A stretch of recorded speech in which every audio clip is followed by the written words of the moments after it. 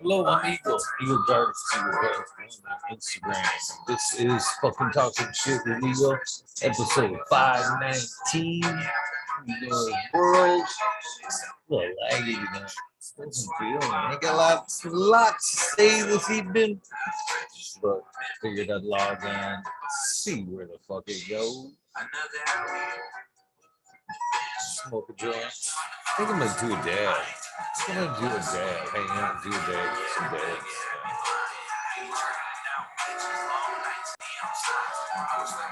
What's up, Brittany? How you doing?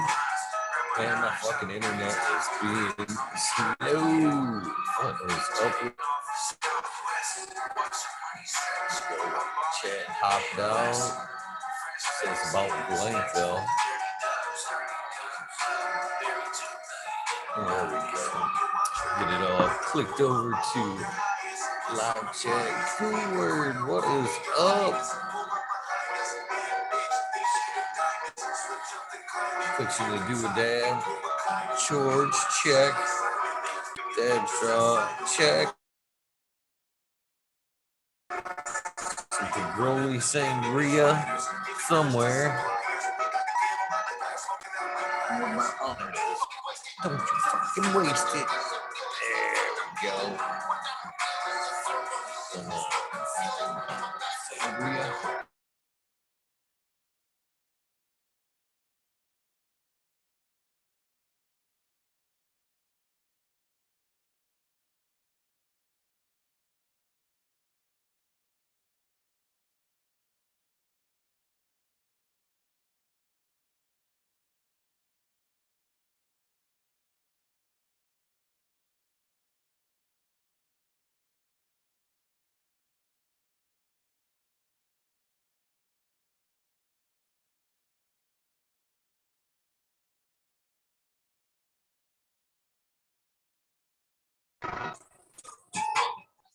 I don't know what happened. Just don't even know what happened there. Updated Zoom again. Every time I update Zoom, it shit goes weird on me. Just don't even know what to say to that.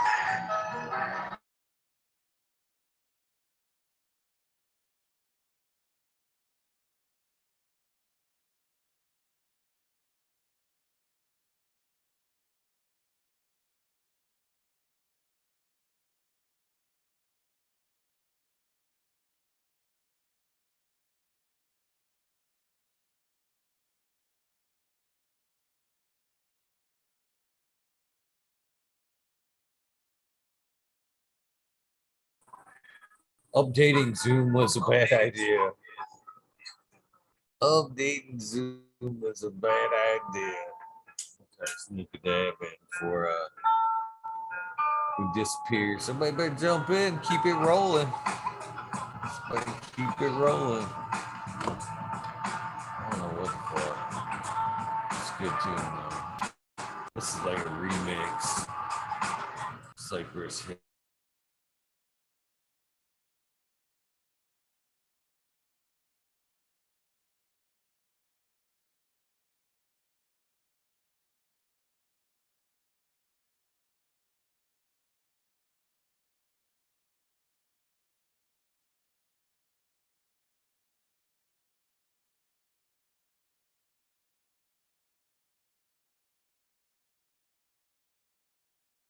There we go again. Let's see if it plays out on a different network.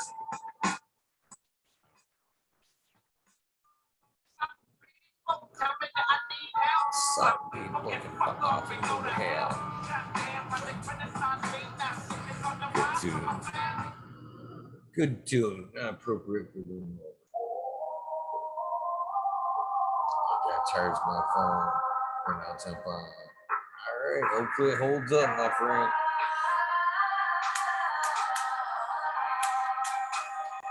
Take it down and see if I can't levitate. What you think about that, Wiz?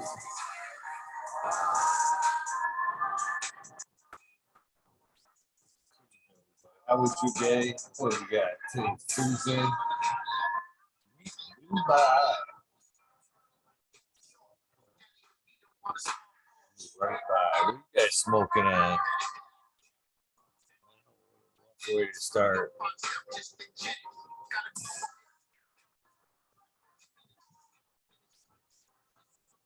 Not the way the old nights went, really.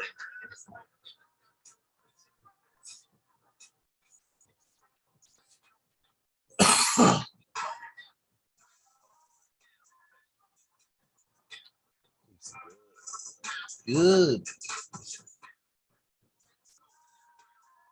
No one up, nobody hanging.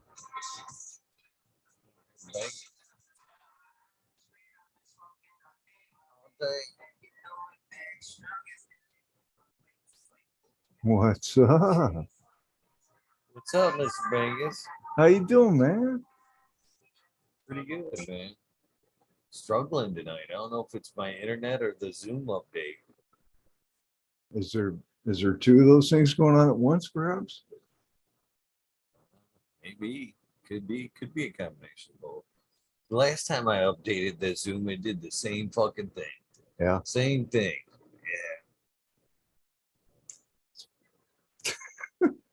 How do you get around technology? You know what I mean? You got to go with it. No, you think you're doing the right fucking thing. Oh, there's a new one. Better stay ahead of it. Must be better than the last one. It's great. It's crazy.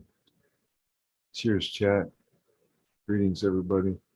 Yeah, I thought I'd drop on for a minute, dude. I've been getting up early and I haven't been able to make the show. I kind of feel left. I'm missing, like there's a part of my body missing. So whenever I can. You are missed.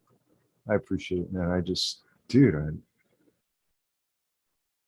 trying to stay healthy. Fucking getting old, man. I'm starting to admit it. All right. I'm actually admitting it. And it's slowing me fucking down, dude. And it's pissing me off. So I'm getting up early and exercising, which I don't know if it's helping or killing me. I'm not sure which. I feel like it's killing me, but then again, I feel better. You know what I mean? So I think it's helping. Get that blood flowing through the parts of the body that don't usually get that fresh blood. You know, get the stretching, all good stuff. Well, I'm like you. I got bad legs. They're blocked, and so I need to get on the bike and I walk and I do my squats and I stretch like a fiend. And I've always had very long legs. That's where I get my height. Everybody, all the men in our family are long-legged, but makes you good at running away from shit. Quickens it up some, that's for sure. Yeah. See, if I can't handle it, I'll just run away. But now I can't do either. So I gotta stand and take it, right? Some of my older friends just tell you it's time to buy a gun. Dude, I fuck running. Fuck running. I bought a gun. Fuck that shit. I'm old. I ain't fighting. I ain't running. With the current situation, I've considered it. I really have. I'm a convicted felon, so I don't know how well that would work, but I've been looking at, dude, they have like online single shot weapons that you can make. I've been looking at those a little bit. Just shit, yeah, you still buy a fucking what's it called? Why am I fucking I'm drawing a blank right now? What the fuck is it called? Pellet pistol? No, for slingshot. Crossbow. Oh, crossbow. Yeah, and a cross. Hey, don't underestimate a fucking slingshot.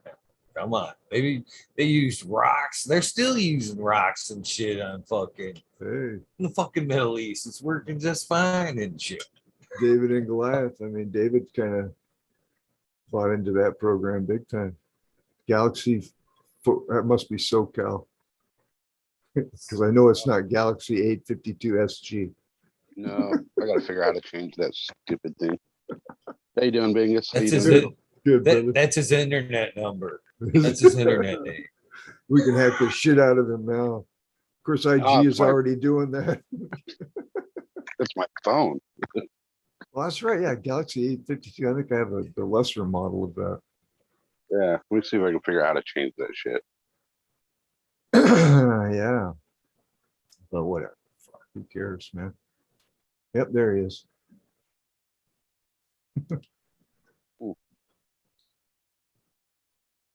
I've got Eagle. I found, maybe you can help me out here. I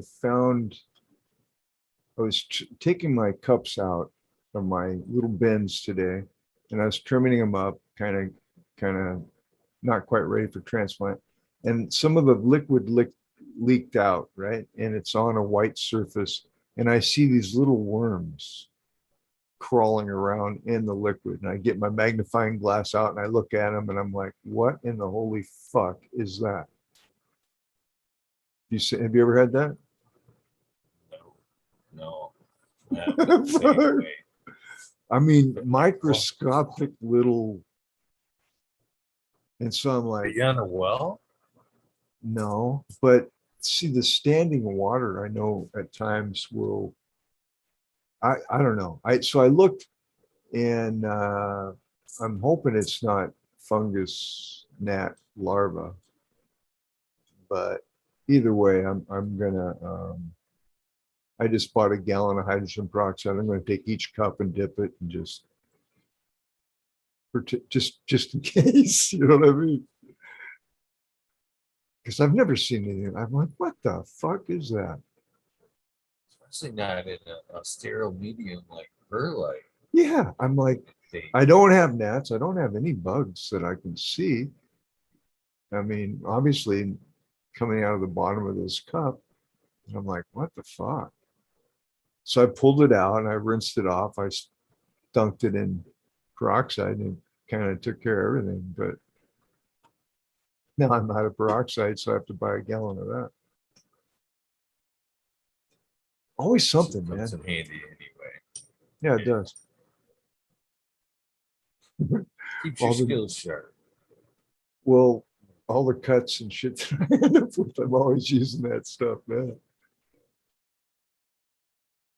It's a good way to heal your wounds quickly.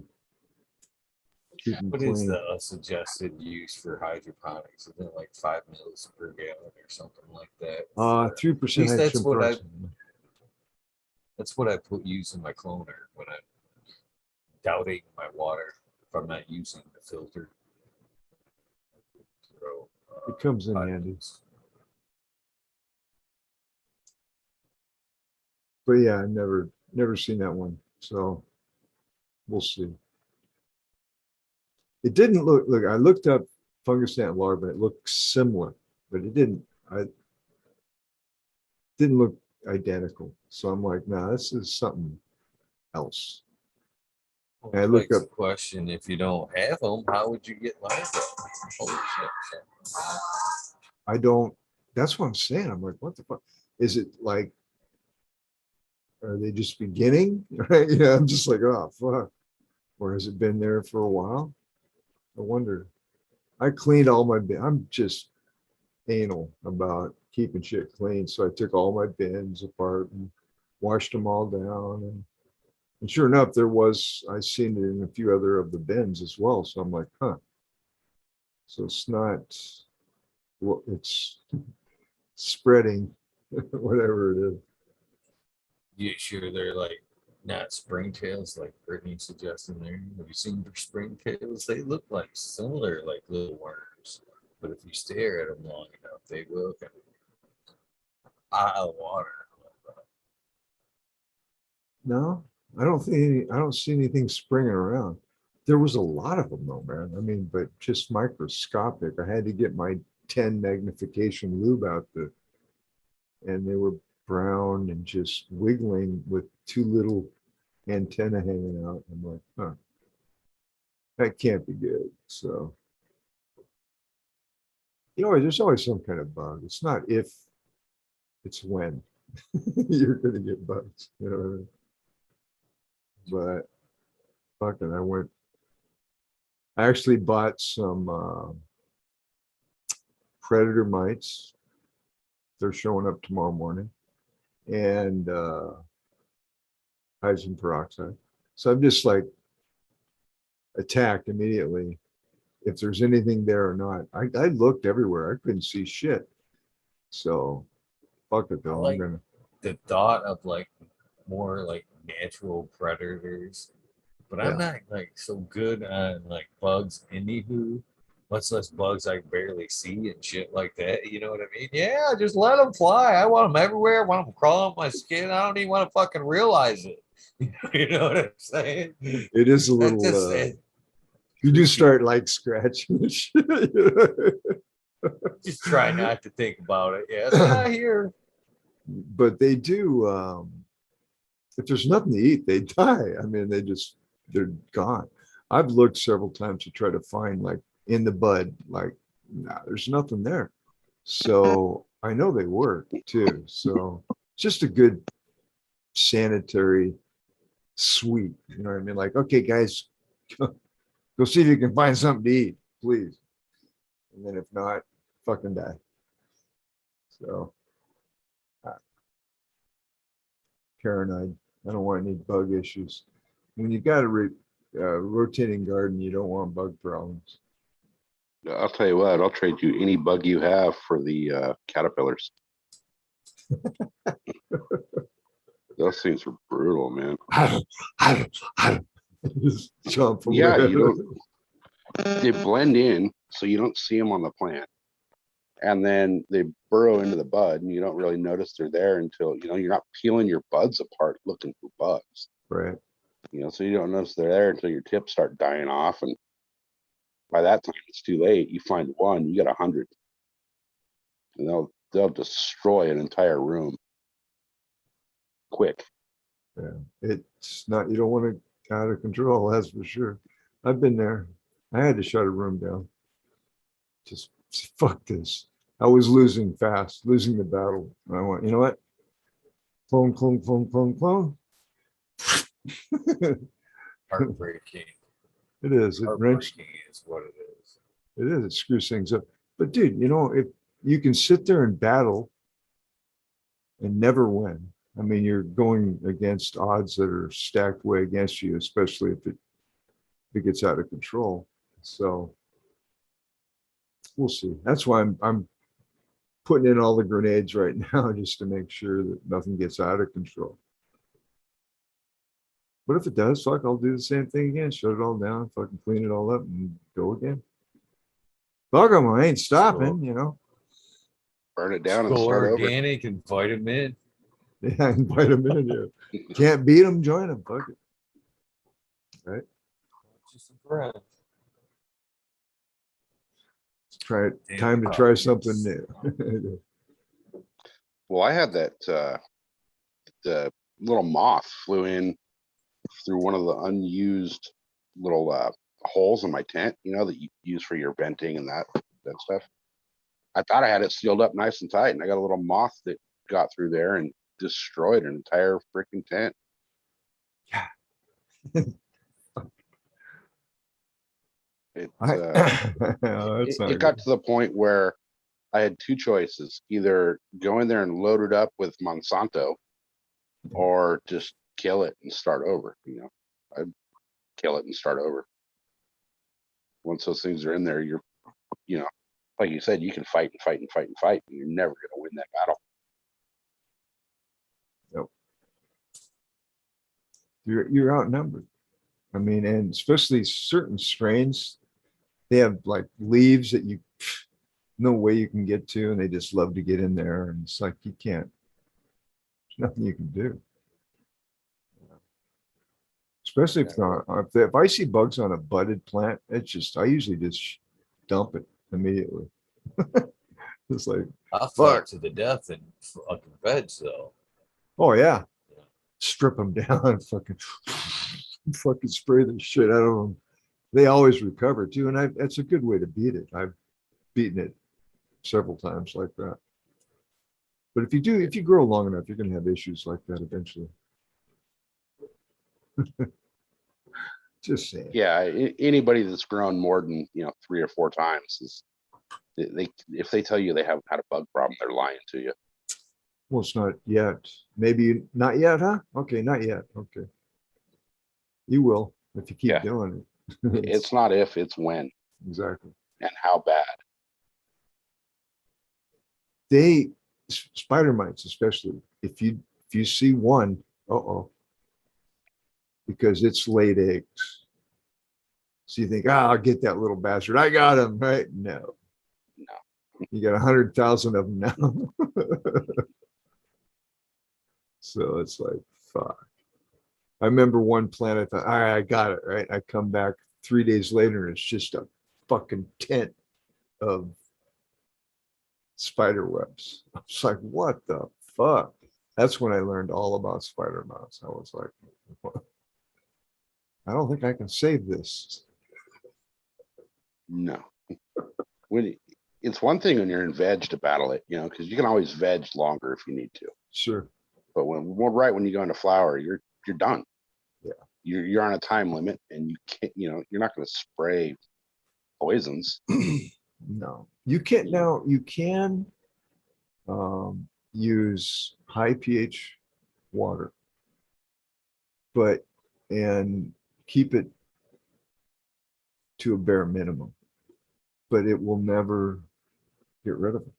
So like if you want to, like if you're almost there, right, you can do it. But what you do is you bruise all the pistillets, right?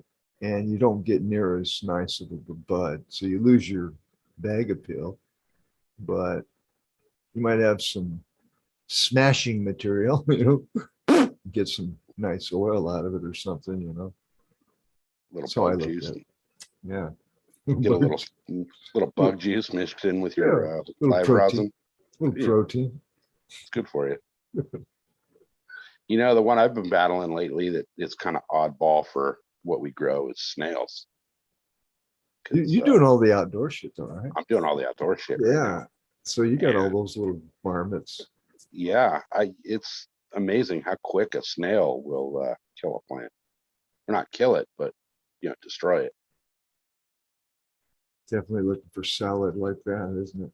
It's crazy. I don't really have much experience. I grew outdoors and it got ripped off. I did it again, it got ripped off. And went, all right, fuck this. So I went indoors. That was 40 years ago. my entire background is in outdoor. And the only reason I went indoor originally was because of the stupid ass recreational laws in California. To grow outdoor, I basically had to build a building and have it locked up and call it outdoor. The building outdoor. Pretty much, yeah. They want you to have to be legal and all that crap that they put through in these stupid laws. Pretty much you got to have a greenhouse if you're going to be outdoor. It's got to be blocking.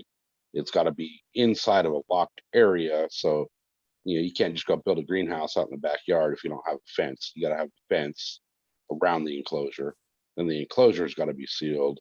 And, it's just a mess. The recreational laws really screwed it up for, the old medical growers. I would like to do a light depth greenhouse here in Oregon. I've seen it done. The hemp farm I worked at, we had several greenhouses that were light depth. It worked really, really well. And people think you can't grow in Oregon, and they were just growing beautiful plants all year long. I mean, winter and summer. Of course, the summer crop was a little better, but if you can get that light depth through the winter, the sun itself is really magnificent grower. Best light out there. It is. There is not a company on the planet that produces a better light than the sun. No. And the power bill for that one is just amazing. I love it. I love the power bill I get from growing with the sun. Thank you, God. Yeah. It's one of those. When I had the 5x5 and the 4x4 set up in the garage, I had an 8-bulb T5 running my 5x5, which was just veg. I kept all my clones, my mums, and whatever I was vegging out to put into the 4x4. And then in the 4x4, I had the Mars. The last light I used was that Mars TS 1000, Mhm. and then I had a 600 right next to that. That's And a that nice, was in that. nice mix. Well, that was in that 4x4. And then for my my intake fan, I have a giant 8-inch fan that runs about $400 a month to run. And what I did was I would pull my air in from outside through all my filters and carbon filters and all that crap coming into the room. And then my air going out of the flower room was my intake air to my veg and mother room. And then that vented everything out. So, which helped a lot with, I was able to run a 2-fan system for 2 tents. Mm-hmm. But it also helped quite a bit with, the neighbors not smelling everything. Well, also temperature too controls were kind of even out. I've done something like that before. We didn't have tents back when I was doing the stealth stuff. I would grow them out. I'd build them out of roofing insulation, isocyanurated roofing insulation, just square boxes, and they were rigid, and you could make them real. You could get a lot of air going through them, so they were vacuum sealed basically. You'd open that thing up and it would just, the door would shut by itself, because there was so much air running through them. But small plants with lots of airflow, big buds, and a lot of times the plants would all be like going, all the buds would be going, well, they'd all be going in one direction, right? Because the fan was blowing so hard, but it would just thicken them up. I had one strain, it was like I think it was, I don't know. I'm thinking back now, I think it was somewhat of a chem of some sort. But then again, I don't know. It was from the fucking bikers. So I was fortunate to have it. And but man, it would grow. You see the the trees on the coast, how they kind of lean, right? They lean in one direction. Lean towards the wind. So it was, whatever weather we you'd open the box and you'd look in there and be like, how did you make them do that? I'm like, it's just, the airflow. But it also increases CO2 as you're pushing that much air through, Well, and I was pulling from outside. My fan, my 8-inch fan, was about 6 feet from the the little exhaust vents in your garage down low. I was pulling. I had the ducting running up to there with a couple filters stuffed into that vent, and then it would go into a little filtered box that I created. And then from that filtered box, you'd finally hit the fan. And then I had about a 4-foot run from the fan into the 4x4. But with that 8-inch vent, or the 8-inch fan, I put a reducer on it that I grabbed at work from a 8-inch down to a 6-inch, so I could run my venting into my tent. But I'll tell you what, man, the minute you kick that fan on, that tent swole up like a freaking hot air balloon. Thought it was going to take off.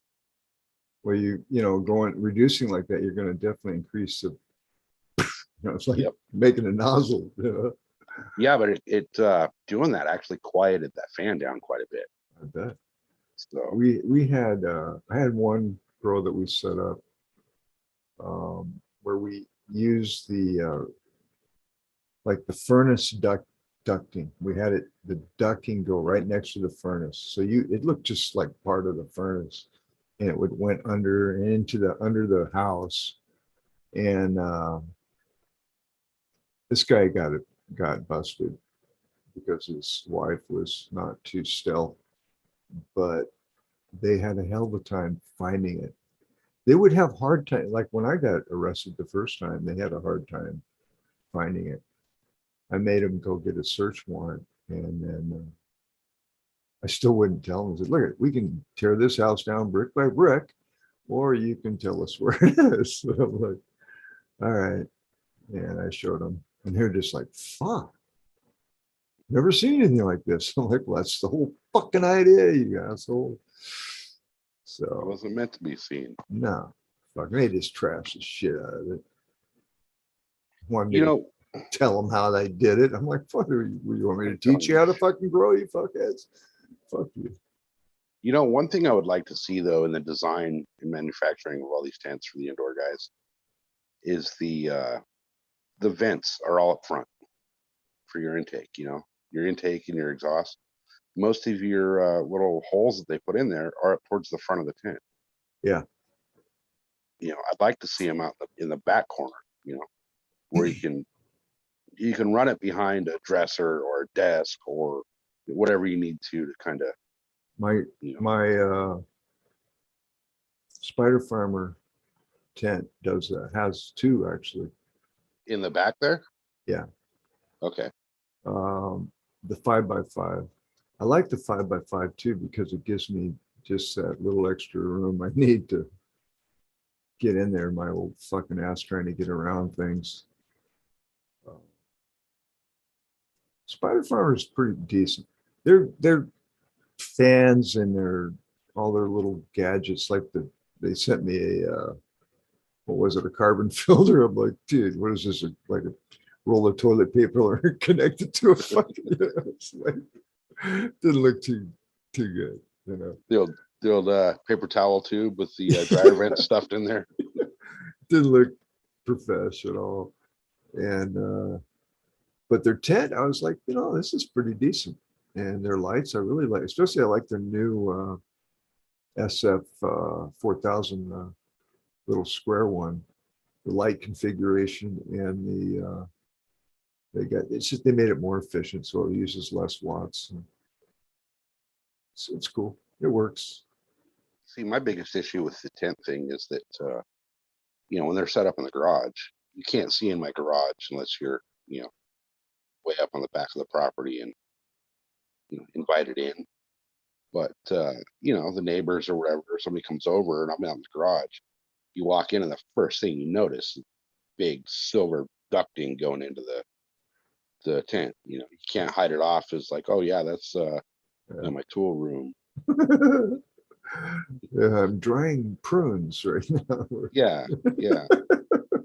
I mean, not that my neighbors care, but you know, I don't want somebody wandering up, some salesman or something, or some delivery guy come out the garage. And the first thing they see is a big tent, the silver ducting coming out, you know. Well, back in the 80s, I did well charging people to set up stealth grows. I mean, I must have, I'm thinking at least 100 I've done. And each situation was different. That's when I got into understanding that this growing is situational. You know, it's like, and people would always want a price. And I'm like, well, dude, first of all, I need to come see. And that would let me inside and get to know them and see if I'm going to get fucked in the ass or whatever.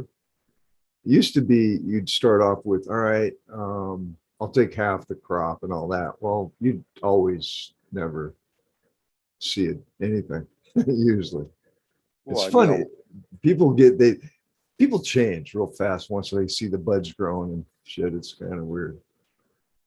Well, I don't think I'd want the, you know, half of somebody's first crop on their first run, you know? No. It's just going to be disappointing for those of us that know what we're doing. So I just came up with a flat fee and then plus, you know, parts, you know, it's going to cost you this plus all the parts to do it because every situation is different. So, but it was lucrative and I got good at it, you know. By the time I got ready to do my own, it was pretty, of course, I built the best one for me, and that's the one that they couldn't find. And it's spray painted black in the corner of the farthest corner behind a chimney of the attic. Okay. So you had to crawl to get to it. And all the ballasts were all insulated. You couldn't hear nothing. I mean, it was just stealth. And we got up in the attic. It's all dark with their fucking flashlights and shit, right? There ain't no fucking grow up here. So I have to crawl down there and I open that thing and this stream of light comes out and they all three at the same time go, fuck. Yeah, fuck you, son of a bitch. You could have got lucky and they would have never found it. They were hell bent on believe me.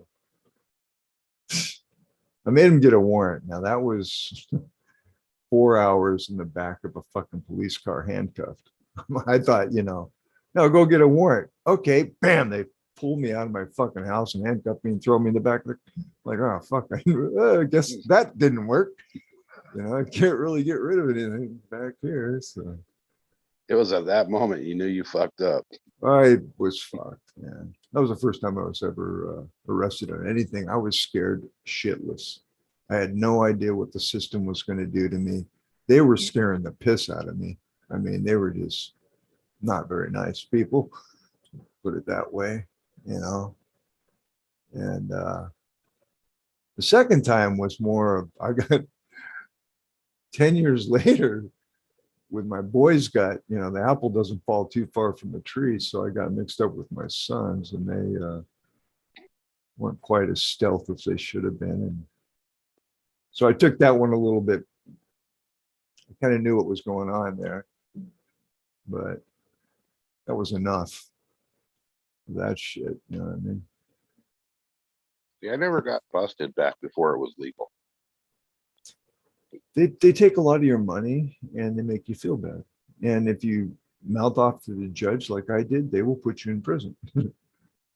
Yeah. So, yeah. Well, I always thought that, the best place to hide was right in plain sight. Absolutely. So when we first started growing, obviously it was all outdoor. Talking, late 80s, early 90s. Everything was outdoor. But we found a spot in our neighborhood that was kind of in someone's yard. But the way the neighborhood was set up, well, kind of. No, the neighborhood we grew up in, your yard wasn't, you didn't open the door and see your neighbor. So the yards were, really good size. But it was right on the edge of their property there. And we figured out by actually hanging out there smoking that their sprinklers would hit certain areas. So we didn't have to worry about hauling water up to the hill. And, we popped our seeds in up there and they went, full cycle up there and we never got caught. But they're right there in plain sight, That's awesome.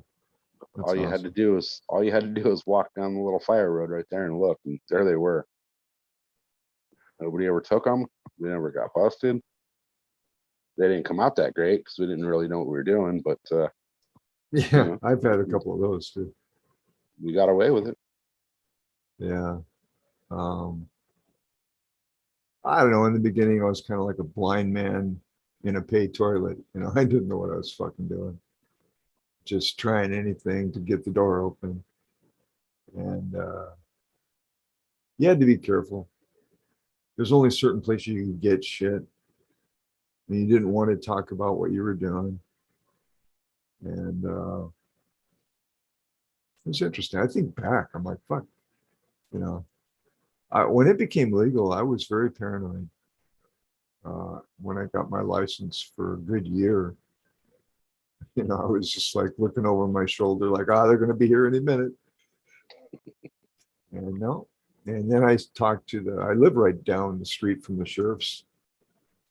They know me because I've been in there a couple times. And so I asked them one time, right next door, there's a retirement apartment complex where it's just a bunch of retired people, right? I should go in there and sell them all weed, but the driveway between us is these fucking sheriffs will sit there with their guns to speed guns, right? So I was, and it's right, my driveway's right there. As I pull in and I get back from like the post office or something like that after I just done some dirt. And they'll be sitting right there. And I'm like, first time it happened, I was like, oh, fuck, are they waiting for me? And then I saw the guy. I'm like, oh, okay. So I give them shit. I start going up and talk to them and stuff. So they couldn't really pay attention to their thing. Then I told them, yeah, I have a legal license and everything. Yeah, we know who you are. I'm like, okay. I go, what's the attitude on weed? Nah, they don't, we don't go after it. We're not interested. And what that means is there's no money in it for them somehow, So I'm like, all right, that's good to know. But one of the guys is pretty friendly. He's pretty nice to me, actually. They don't really make enough off busting the little guy, The laws have changed. It's the nicer guy told me, he goes, it's pretty hard to find a jury to convict anybody of cannabis in Oregon. I'm like, okay, that makes sense. So yeah. I mean, they're into making money. I mean, I've learned the system very well. And it's all about money. It's banking, basically. And the courts are just an extension of the bank. So what a bond. I mean, bonding is, where you think the bonds, who backs those bonds? The US government, my friends. Okay. So it's kind of interesting. Well, they're trying to get rid of the private bail here. Really? Yeah. Yeah, they're trying to use the racist thing on it and get rid of bail agents and bail companies and all that because not every idiot that gets arrested can afford to bail out. So why make you bail out when you can just get out and hopefully come back and show up for your court date? The socialistic aspect of what they're doing, I've noticed, all right, is number one, they don't want to spend a bunch of money on housing you. Okay. I don't think it's my thinking, but they do want to make money off like putting you through rehab and, whatever other little things they can pile on top, like work release or, what do they call that? Fucking, I forget what the name of it is, but the community service and thank all the you. bullshit that goes with it. Yeah. Community service. Dude, Yeah. the second time I got arrested, the fucking judge gave me so much community service that it was absolutely impossible to complete it, right? And he basically told me, you don't complete it, we'll be talking. That which means I'm gonna go fucking to prison, right? So I got to the community service place. There's a fucking line, man. And they only take so many people. I'm like, fuck, how am I gonna do this? So I made a deal. I went and talked to the head guy of the vans. There was 3 vans. And I told him, I became friendly with him and told him my situation. He goes, tell you what I'm going to do. He goes, that's bullshit. Number one, he goes, half of you guys, we could, I could be standing where you are. I'm like, yeah, and because I'm going to give you the clipboard every time I show up. I'm like, so I'll be number 1 on the fucking clipboard, right? So shit. I started kicking that community service out like crazy. And the fucking judge couldn't figure, he was kind of surprised, like, because they put me on bench probation because I finished everything. Well, it's cheaper for the city or the county or whatever to have you go out there and clean up the side of the road than it is to pay the that's a dirty fucking job. That's a dirty job, man. I mean, these crews and the fucking shit that you find. We found a dead body, man, on the side of one of the fucking roads. There's this, I didn't find it, but this guy's legs hanging out of the fucking ditch, right?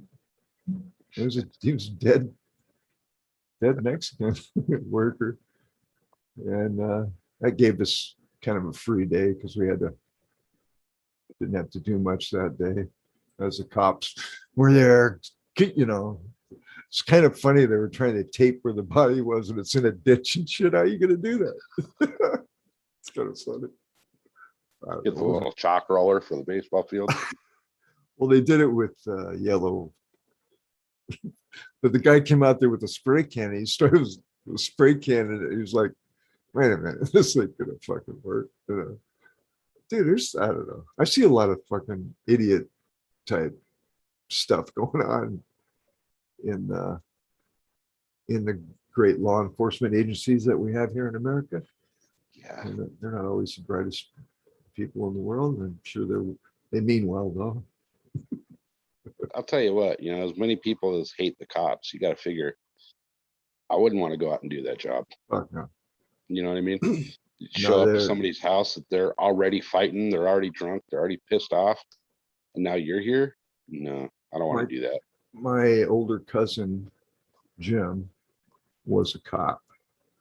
And he was one stroke away from being a criminal. And he had that high testosterone, he just loved it. And I'm like, whoa. And he ended up dying, got hit by a drunk driver, going 110 miles an hour to the scene of a crime somewhere. Now I'm thinking, Jim, if you would have went 70, you'd probably still be alive. You know what I'm saying? It was just crazy. But thankfully, one night, I got to tell you the story. When I was married, my ex-wife, hi, I hope you're not watching, didn't smoke weed. So I would always roll a joint. And every night I would say, hey, I'm going to go to the track and run, because I was an ex-track guy. And I'd smoke a joint and then jog around a little bit and do my workout. And I got pulled over, fucking smoking a joint. And this is about the time my cousin got hit by this car. And the guy pulls my license and it's just reeking in there, dude. And I'm busted. And I'm seeing my whole life like, oh, fuck, everything's gone, right? I'm thinking the worst. And the guy comes back and he goes, are you so-and-so? Do you know Jim so-and-so? And I go, yeah, he's my cousin. He just got killed. He goes, he was a good friend of mine. He goes, you have a nice night. I sat there and said, thank you, Jim. God bless you, buddy. It's just like, and man, I never fucking smoked on the way to the track ever again. I always waited till I got to the track. So it's funny because I'll admit the best weed I ever smoked came from a cop. Dude, a lot of the cops are one step away from criminals, dude. I swear to God. Yeah. They are that aggressive, and ex-athletes, military, ex-military, a lot of them. Yeah. I went out drinking with my cousin a few times saying, fuck, those guys would just go looking for trouble. Fuck. Well, you figure, I mean, look at what they see at work on a daily basis. That's going to drive everybody to the edge. Jim had a beautiful wife that divorced him after he became a cop. And so he ended up getting married to a cop. So it was just cop 24/7 for him, And that really changed. But he died early. I mean, he was, God, what was he, about fucking 40, maybe? Yeah. Big, I had a good friend of mine, very good friend of mine I grew up with. His sister went to the military, got out, became a San Diego cop. She, worked her way up through the ranks. She ended up being part of the gang unit for quite a long time. And she decided that she was kind of over the whole gang thing, kind of getting burned out, thinking about leaving the department as a whole. So she transferred to a different department or a different division within the department. 3 days after she transferred out from the gang unit, her partner was ambushed and shot in the head while sitting in his car. Now, the weird, scary part about that is she was normally the one that would drive. Oh, shit. So if she would not have transferred out of the gang unit, it would have been her sitting in that car that night. That'll shrink you. She had balls, that'd shrink them right up. Yeah, that gives you a whole new perspective on life, No, man, you can have it. I avoid police big time, just because I know their mentalities, and I try not to. If I do get pulled over, I just say, "How can I assist you, officer?" See, that's the thing. License and registration. Right, but if you treat them with respect, they're going to treat you with respect. You know? Pretty much have not had an issue once I've taken that approach. Yeah. I've gotten off quite a bit, many times. Have a nice day. Slow down. You know, when you're turning left onto a one-way, you have to go into the farthest or the closest lane. Yes, officer. Great. God, I didn't know that. Thank you, man. You know, that could. Yeah. I instill this little process in everybody in my family. I'm like, where does the registration and shit, proof of insurance and registration go? Because I've had to look through a few of my cars for my own shit. You know what I mean? Yeah. I'm like, it goes right here above the visor. Watch me. Here, get the fuck away from my car. Here, get the fuck away from my car. Not look all over fucking hell for shit. Yeah. Here, get the fuck away from my car. That's not what you say. That's the motion. Just get it, go. Seconds, not time to, what are you doing tonight? Excuse me, sir. Can I just like look under everything in my car for under both visors, the passenger door, the glove box? Well, they watch you. Well, they watch. I don't even know where it's at. This is my car, sir. I don't even. Yeah. They watch you. Oh, there's a big lighter. I bet there's a joint in there. Mm-hmm. They look for all that shit. It's look at that pack of zigzags in your center console underneath the freaking mail from 6 months ago. I see a seed. Yeah. It was a pebble. Whatever. Is that a roach in your ashtray? They actually get a raise when they go to corporal and to sergeant, and they when I was being taken in one time by the guys, I let them know. I go, "You guys are just salesmen for the municipality that you work for." He goes, "Salesman?" I go, "Yeah, only we don't get to say no to the sale. If you bring in enough fucking money, you get to what? You get corporal, sergeant, lieutenant." They both start fucking laughing because I never thought of it that way. They didn't want to agree with me, but they all like to say, "Oh, we don't have quotas." Right. Everybody don't stop and just take a donut break and watch what happens. You're fucking gonna get your ass chewed out. The worst ones are highway patrol. Well, they're the most highly trained, indoctrinated. Yeah, exactly. They're trained by they're liberally trained, if you know what I mean. Yeah. I do. But I will say that we do have a need for law enforcement, especially in the way society is now with 8 billion people on the earth. And I'm not for defunding them. I am for using our tax dollars fucking wisely instead of giving it to politicians that want to kill my children. Okay, not too interested in that kind of shit, to be honest. Just saying. Right. So here's a funny one for everybody out there. You guys have all heard, all the bullshit with California's gas tax, and we have the most expensive gas in the state or the nation. We have the most expensive vehicle registrations in the nation. But all this money from all these taxes are supposed to go to roads, right?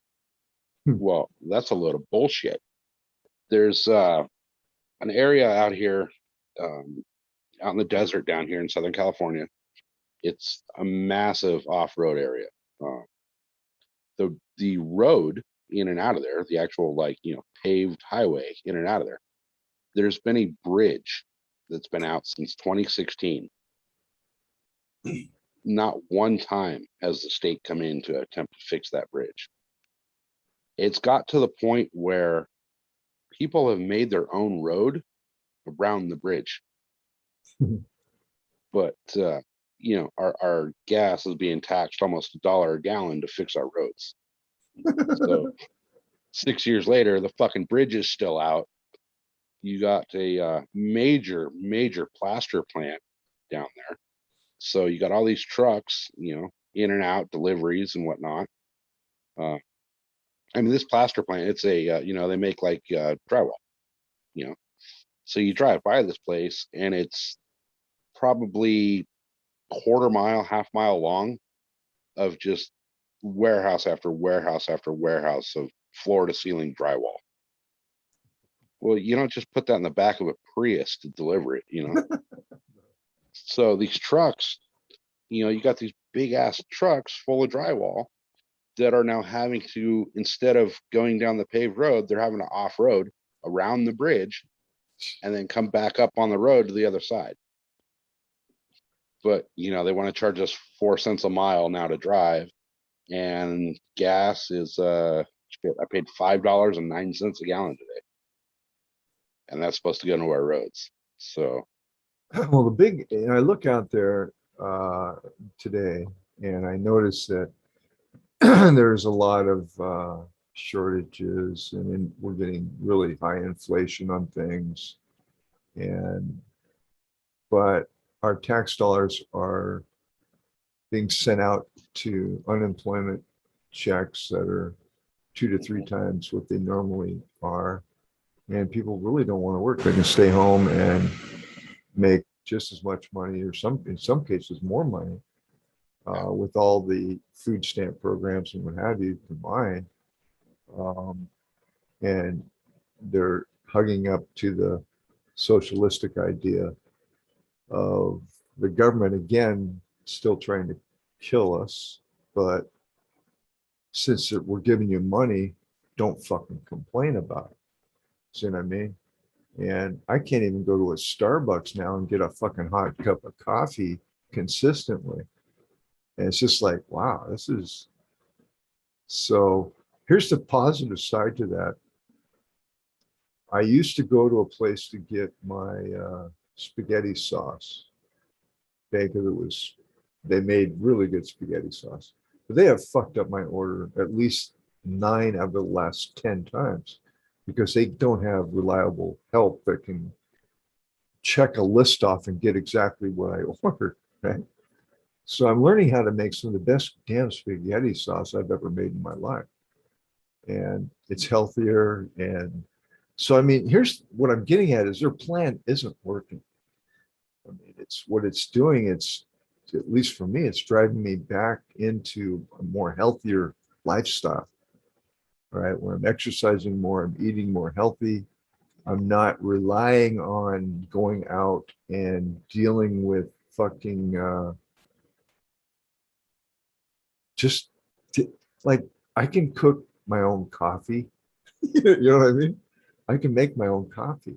I can make my own spaghetti sauce. Love for president, not true about unemployment. Okay.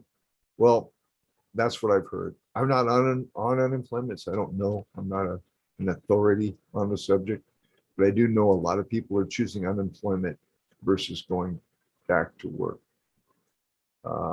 My boy that I live with works for FedEx, for example. Okay.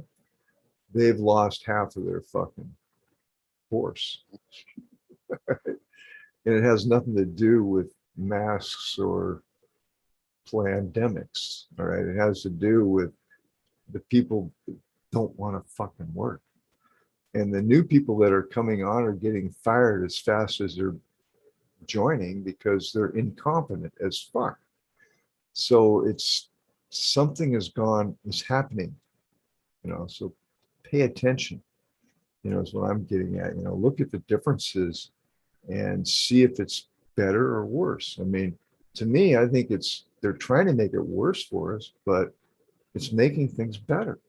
It's forcing people to realize the reality of the political structure that is corrupt to the core, to the fucking core. It has been for eons, as long as I've been alive, and I'm almost 67 years old. Okay. That's a positive. That's not a negative, in my opinion. So I'll get off my little soapbox here. Sorry. Well, here's one that kind of pisses me off with tax dollars, right? You see all over Instagram like on the Instagram State Department thing, right? Department of State.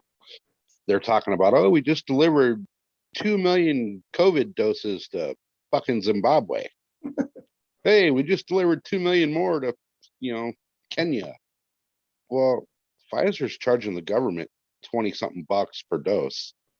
And then you figure the cost of, all right, now we got to get those doses to fucking some village in Kenya. And now we got to pay the people that are administering those vaccines. And all of a sudden, that $20 fucking vaccine just cost us like $1,000 each. And that's coming out of our taxes. That's right. Yeah, we got paying a bridge that fucking's been broken since 2015, and they can't fix that shit, And now, where the people across the border are getting close to $500,000 just to come across the border now, that's going to really discourage people from coming across the border. I'm almost wanting to go to Mexico and come back and fucking collect some money. Maybe if the truck full of vaccines gets stuck on the road going around, maybe they'll fix the road. Right? Right? No, they just have all the illegals come pick the truck up and move it over onto the back up onto the pavement. Well, for $500,000, you should fucking do that. Yeah. It's I've seriously been thinking about going down to Tijuana and applying for citizenship and hopping my fat happy ass back over the border.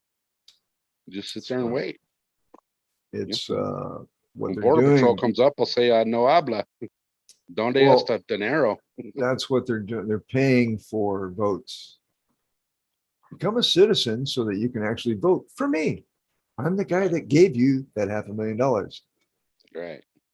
Hi. Meanwhile, the we're paying for that shit. That's our money. Our money. Oh yeah. Yeah. People don't. Have the citizens forgotten that? Do you realize that a citizen is a member of a system? All right, they're supposed to be governed by those that we choose to do what we tell them we want done. That's how this is supposed to work. I don't think people understand that. We're giving them our money to do what we want to have done. Now, in my humble opinion, they're not doing what I want them to do. So guess what? I ain't paying no fucking taxes. Fuck you. And that's it. And I mean that. That's kind of where I'm at. I'm saying if they give this freaking money to these people that came out illegally and got caught, yeah, fuck. They're saying, oh, we're going to give money to people that were separated from their family. Well, then every fucking last person in jail in the United States should get money. I'm not paying. I'm not paying. No. So that, in my understanding, that's how this whole system that we're in is supposed to work. So, and I don't want to move to like the jungles of the Amazon jungles where there is no system. Although it's probably be better than what I'm dealing with right now. I'm starting to wonder. But definitely cheaper.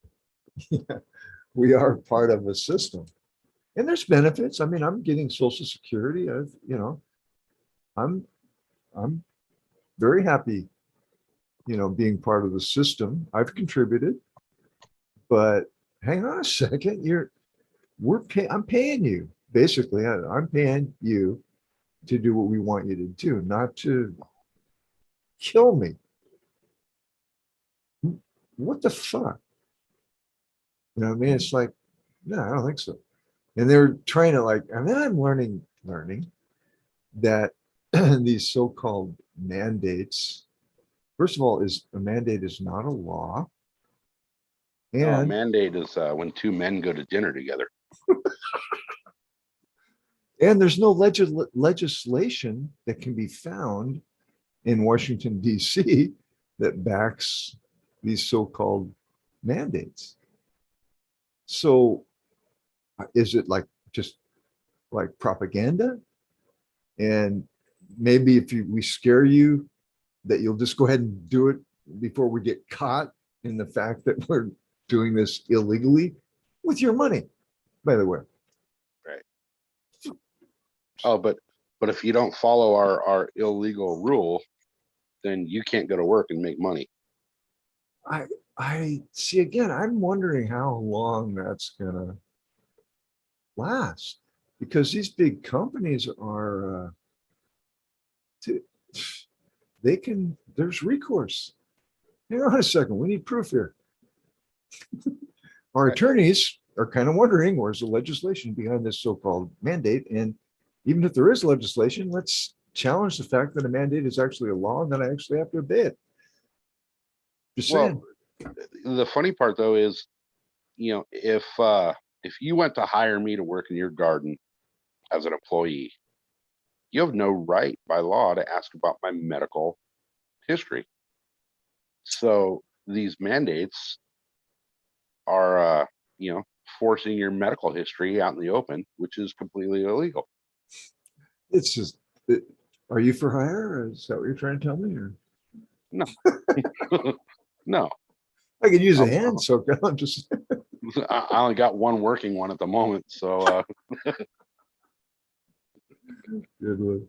How you doing there, by the way? Are you getting better with your little? Yeah, I'm arm getting. Situation. Doctor cleared me on Tuesday. He cleared me to get back on the bike and go start riding. Fucking hey, man! Start taking videos. It's gonna be a little while. it's gonna be a while. But you're gonna get on the horse, but not just yet. Yeah. Well, he extended my time out of work too, so which is kind of weird. He told me go start riding again because that's going to build up the muscle. Quit going to physical therapy because it's obviously not going to do any more than what you've already done. But don't go back to work until after Easter. So I get cool. I get some free government money now back up until Easter. No, you're part of the system. You're entitled. Part of that system now. That's right. You're entitled. But shit, I've been paying into that system for 30 some odd years. Well, that's what I'm. A lot of people they seem to think, well, if you don't like America, fucking leave or whatever. It's dude. I love America. I love the system that I'm in. I want it to operate the way that it's supposed to, not the way that these fucking criminals have decided to run things. I love my country. I love the way it's run. I just hate the people running it. They're fired, in my opinion. It's like, dude, you're fucking fired. You're fired. Right. Period. Bye. Let's get somebody up there that knows what they're fucking doing. No, you don't know what you're doing? You're fired. I mean, dude, things take so fucking long to get done anyway. What difference does it fucking make? Let's just go through one after another until we find one that works. Fuck them. Right. Well, the big wigs at some company somewhere, pick a company out there. And if they had a 100% success rate at failure, they'd be fired. Oh, shit. But, yeah, we have a $38 trillion debt. Thank you very much. You're fired. Fuck you. Right. Oh, and we're going to add a couple more trillion onto that now. And shoot, Yeah, and oh, by the way, just so you know, the people that are part of that system, have to pay the interest on that fucking loan. Hello? Oh, yeah. Hello? Yeah. That's what I'm saying. They're fucking fired. Are you kidding me? I'm liable. Well, here's a funny one for you. You know that thing where they're saying they're the child credit thing now, right? Where they're sending out all these checks to people that have kids. Yeah. Well, what they're not telling you until you actually go accept that check is that comes out of your tax return. Motherfuckers. Here I was thinking about having kids again. Fuck that. Right. But how many people out there rely on a tax return to, make it through or, pay off some bills or whatever. And now all of a sudden, oh yeah, you got this $600 freaking payment because you have kids, but we're taking tax return instead. You early. Didn't tell you. Yeah. Hey, caramba. No para niños, amigos. Hey, it could be worse. They could try to legalize and take over cannabis. you know what? I don't think they'll do that because that would give them, I could be wrong. I hope that it becomes federalized. It seems like it Fuck you should. mean? I should. Rec, that, in my opinion, Rec was just a greedy move by fucking the powers that be as it is. They seen the money off of fucking medical and they went, wait a minute. If we make it Rec, we can sell this shit to everybody and make even more money. Fuck Right. medical. The thing is that if I'm the federal government and I'm a mafia type mindset, which they're all fucking RICO orientated, I would use my leverage on the states to get my back, kick me back some, and I won't fucking come into your state and destroy your fucking income. See what I mean? It's like, hey, so if I'm a state and I'm getting billions of dollars off cannabis, fuck yeah. How much you want, boss? Right? Okay, it's illegal, but we're gonna favor the states because we love our states and we love our backdoor fucking money. And then they also protect their pharmaceutical interests and they can work on patents to scavenger all the cannabis research for the pharmaceutical industries to do their little money-making endeavors, you know? So I don't think it's going to get federalized unless we change the motherfuckers that run this country. That's the point. The lobbyists from said fucking companies, big pharma, who's losing money from the medical marijuana hand over fist because we've destroyed their fucking opiate ring. Fucking then you've got the tobacco companies, so people are just fucking kind of chilling out on cigarettes and fucking probably smoking an occasional joint because they can't smoke in public anyway. It might as well be a fucking joint if you're gonna step out and smoke somewhere. But and then you have alcohol. Of course, you have alcohol, which tell me fucking cannabis isn't putting a dent in alcohol sales right now in the recreational states because it's killing them. So once it's recreationalized, they're the ones pushing it right now. They're the motherfuckers lobbying for it. Yep. Then once it goes legal, they've got their hand in all three market or in the cannabis market again, and they're making their other endeavors, alcohol and fucking medicine, safe again. Because you watch as it goes federal legal, they're gonna try to quiet right out the fucking whole talk of medical cannabis as they erase the home grow and fucking they'll make the money off the fucking legal cannabis, tons of money hand over fist, and they will control it. You're right. They will be able to still put out their poison because they're squashing the evidence that it's fucking any kind of medical benefits to it. And they'll be behind the whole thing. It'll be the same under a different name. That's it. Well, if you notice the state, I'm sorry, go ahead, Stoker. I was going to say, look at what happened with California when they went recreational. All of the old time knowledgeable medical growers were zoned out. But Philip Morris and RJ Reynolds and, fucking Marlboro can come in here and buy, these 100,000 square foot warehouses and pay the permit fees. Well, who's going to be producing? These big corporate fucking grows. All the states, from what I can tell, that have large income from cannabis taxation are in bed with the federal government big time. Okay, big time. Why? Okay, because they're getting benefits. There's a benefit for that. And then again, I don't know. I just don't think that the feds are going to legalize. If they do, it'll be down the road. Right, but it's going to be a bad system they're going to legalize under. I just don't think they're making too much now. It gives them control over the states. It gives them a kickback revenue. It gives them time to figure ways to capitalize once it does become, if it ever becomes federally legal. All right. Well, they're not going to go. They're not going to go federal until they know they can capitalize on it. Well, that's all going to be laid out first. If you look, what they're saying is there's not going to be a federal government. It will be a one world order. Hello. That's why I'm saying I don't think it's going to happen. All right. I mean, the whole world legalize cannabis? No.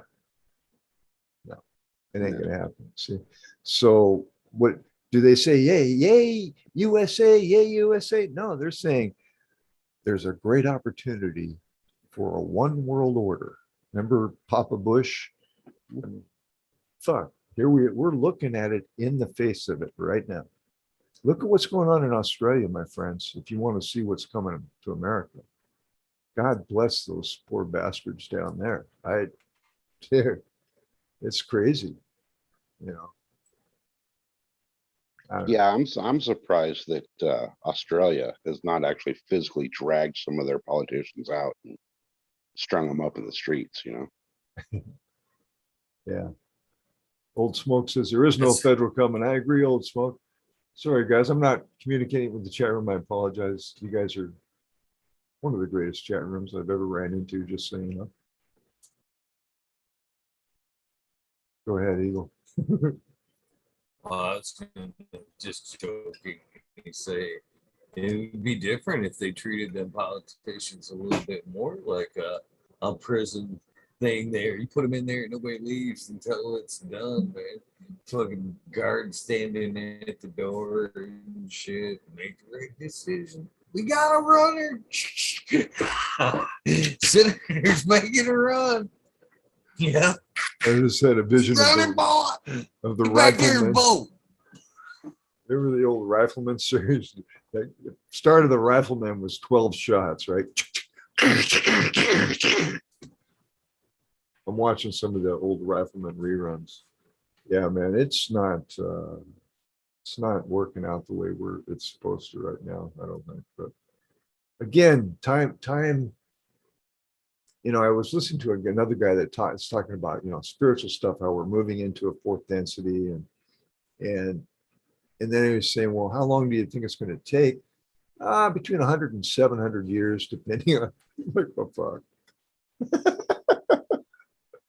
I won't even be a thought then, you see.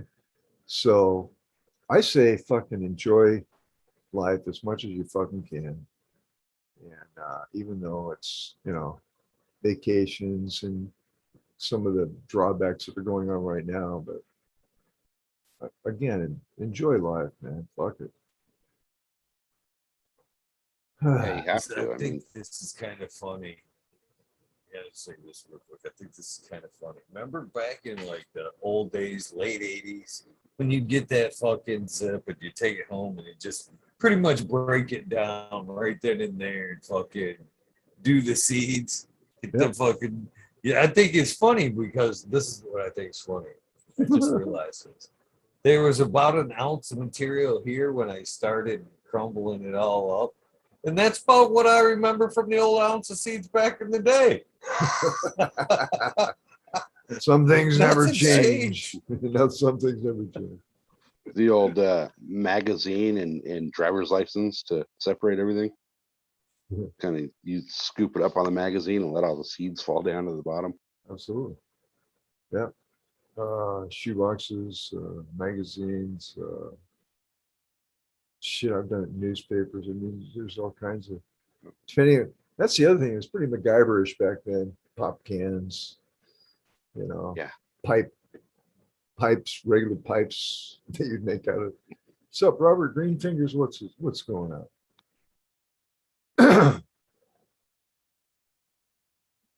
You know, you weren't cool back in the day until you made a bong out of a Windex bottle, a fast food straw, and a fucking socket from the toolbox.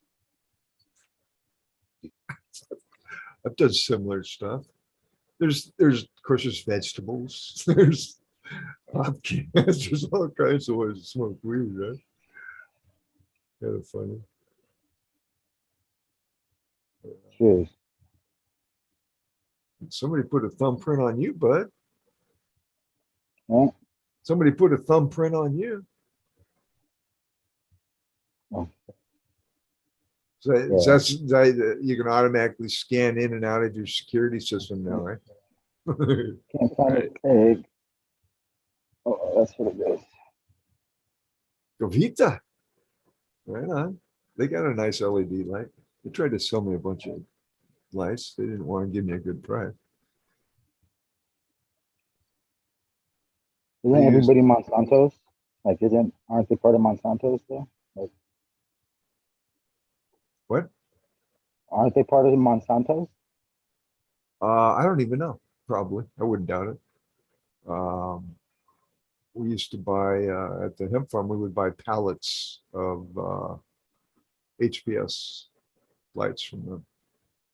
And they came in trying to sell. We were setting up the breeding area with HL. We ended up going HLG with LEDs, but they came in with an LED light, and it was just like excellent. All the right parts, but very expensive. Yeah. And so they didn't. I thought, dude, I go, if you want to sell wine, you're gonna have to get your price down. I actually showed him. I go, this is the price I'm getting from HLG, and he just like, oh, yeah, okay. Have a nice day. Yeah, HLG can get very competitive when they want to. You know, get 50 to 150 lights going somewhere, they get real competitive. Good people. Good light. They should. You start buying that kind of light, you better be getting some kind of. Oh, they dude, Stephen, we had, I don't know. See, that's back when that was a couple of years ago when I was doing the hemp farm thing. But hemp farms have buku dollars. And I was basically selling the idea to create consistency in your CBD. You need to start going indoors as well as doing your outdoor, right? Many farms agreed. Many farms agreed. Hey, I gotta ask. Sorry to cut you off, because I gotta ask real quick. Green Fingers, what's with the hat, dude? Did you get like fucking attacked by a flock of seagulls, or what's going on there? I don't know. It's just I don't like the brand that it is. So I covered it. He's That tagged. fucking- He got tagged on the chest with a thumbprint, and then Jonathan Living Seagull flew over as well. That's one of those face masks that you like fucking put over your head and like elastic shit. Oh, that's cool. That's cool. I Oh, like all that. Yeah, I got you. I got 'Cause you. I don't like the fucking. I don't use the fucking stuff. Got you. Whatever it is. So I shouldn't give them no shout outs if I don't use their shit. Just like this shirt, I was like, oh man, why the hell? I didn't even know I was wearing it till you said that. I was like, oh fuck, I didn't change my shirt. Like I was going to. Yeah, I think it's cool as fuck. It's cool, but I don't like the brand. Like I'm not trying to shout somebody out like for no reason. Like Well, I'm just sure like they're the getting brand. more competitive now. Yeah, if they would shoot me a light, then I'd show this shit. They sold a lot of lights. Man. Look, I got some HLG. I got an HLG light that I bought, but it wasn't like given to me, no deal or nothing. But I've got some swag. You know what I mean? That HLG t-shirt that I got is comfortable as fuck. I wore it on the air a few times. I don't give a fuck. You know, I was like, it's cannabis related. It's comfortable as shit.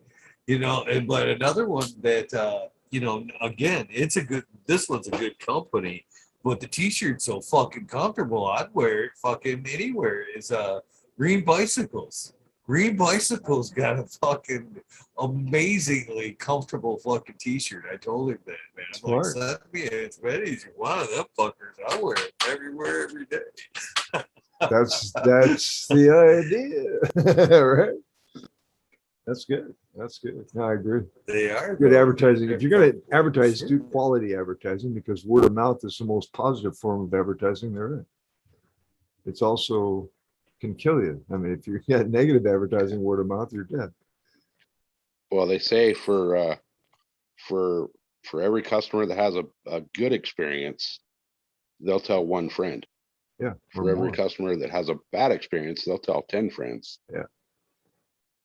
Yeah, negative advertising is the most positive form of advertising. That's kind of fucked up, isn't it? Right. Most efficient, I guess, would be a better word. You know, Always it's funny positive. talking about not wanting to wear, you know, certain brands or whatever. I was offered a sponsorship deal a few weeks ago, and when I went to sign all the paperwork, um, they're offering me like, you know, 60% off of their product. I'm telling them, well, I've, you know, not worn your product yet, and I'm not going to pay, you know, you're offering me a sponsorship. I'm not going to pay you to advertise your shit down at the races. Yeah. So I talked the guy into sending me, you know, a pair of riding pants and a jersey, and tried them on, put that shit back in the box, sent it back to him, and told him, thanks, but no thanks. And the guy says, well, what do you mean? I said, well, you know, I don't want to be out in the desert riding a motorcycle and feel like I got a goddamn wedgie. And then, you know, the freaking jersey you sent doesn't breathe. So I'm over here sweating to death, and I'm just sitting in the house. And the guy Little- says, well, what if we just keep continuing to give you free gear? that doesn't fucking fit and work. I'm not gonna fucking wear it, man. You send me all the free shit you want, I'll give it away at the races, but you know, I ain't gonna wear the shit. Dude, that's just not right. Right. And then the funny part is the one company who I would rep their shit, you know, and would wear their shit and put up their banners and all that in my pit, told me to go fuck myself when I went to put in a sponsorship thing. Yeah, that So, can happen. yeah. Had a couple of those myself. I'm good now. I mean, I'm kind of pleased with how things have turned out. But there was a minute there where I was trying to give me some stuff, man. But Yeah, if you wanna hook me up with some free lights and fans and things like that, you know, I'll run them. I'll give you an honest opinion on them. absolutely. But you know, I'm not going to be running 70 fucking lights, and I'm not going to be running 70 fans. So if you want me to test, you know, one of each, let's talk. But, I once you do get a good sponsor, it's cool. It's fun. It's great. I love it. But getting it can be a bit of a challenge in the beginning. So, well, you know, back when Mammoth P started first hitting the market, yeah, they were giving away little like 2-gram freaking sample bottle, 2-liter sample bottle, or not liter, but like that's milliliter, yeah, little tiny, you know, sample bottles at the grow shops. And I came across their Instagram, and it was like, oh, hit us up for a free sample. So I hit them up, and chick ends up emailing me back and asking me what I was growing and where I was. She sent me like 6 gallons of that shit. nice. That's spendy shit. Now, at the time, I had a 4x4 that I was flowering in and a 5x5 that I was vegging in. And there's no way I was going to get through all of that, you know? There's no way. Because it was in the little like 1-liter bottles or whatever it was they were sending out, you know? No shit. So I ended up going down to the local freaking grow shop, and they were selling Mammoth P. That's where I got my original sample. And I asked the guy, I says, hey, what are you paying for a bottle? And he told me, I said, well, what if I could give you a bunch of bottles for half? He says, well, you show me the bottles, I'll show you the money. Fucking walked back out to my truck, brought him in freaking like 14 of those bottles. Never used the shit. You know, I used the little samples, but I never cracked any of the bottles they sent me.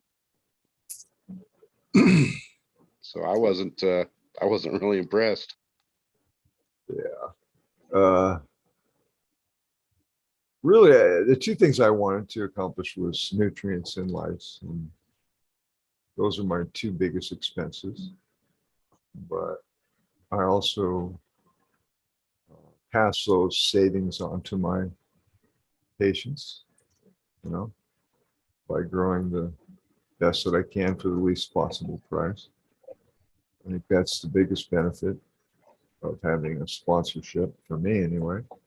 I'm not looking to be a big commercial seed company or, recreational company or anything like that. But if I can help those that need the balance, I will, I'll do it. Because there's a lot of people out there that really need quality cannabis at a reasonable price. I mean, fuck. It's, and in some of the places, you pay out the ass for shit. Yeah, that's nowhere a lot. I ran Blue Planet for a very long time. Very long time. It's a good product, flat out.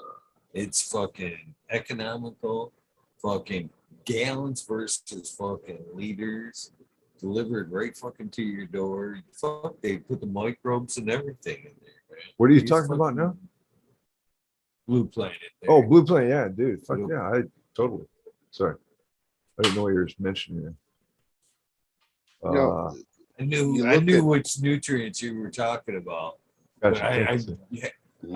I do. I ran Blue Planet for a long time, and if I actually had to like work fucking money out of my own fucking pocket and buy a decent nutrient system, I would honestly buy Blue Planet.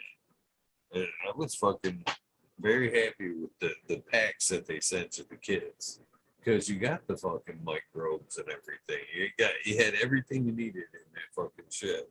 Yep. Well, I think when I was buying it, it was the 5-gallon system plus the microbes, $167 fucking delivered to your door. That lasted me almost a fucking year. Yeah. How can you be growing fucking weed, for $167 fucking dollars a year? You can't. Right. So well, you look at I don't think I could organic for that. I mean, I guess I could, but I kind of wouldn't want to. Good to see you, Green. Good morning, brother. Good to see you. Yeah, if you buy some fulvic acid or something and some fucking chicken shit, you're going to be up around that money a year, aren't you? Pretty much. Just the time it takes to stir the fucking tea. Right. Well, look at some of these companies out there. They're selling gallons of one nutrient, but you got to have a fucking mixture of like 14 different ones, but they're like $200 a gallon, $300 a gallon for something.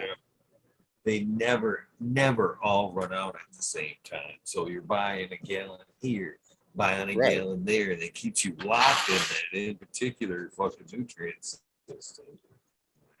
Right. You need like the part A, the part B, the part C.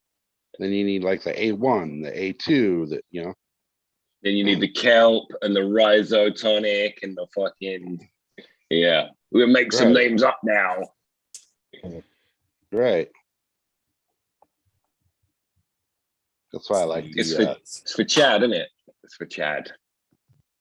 Right. Sure. Keep him in it. Good one. Yeah. They're happy to pay you. It gets better when you pour more in. Yeah, exactly. You said it perfectly.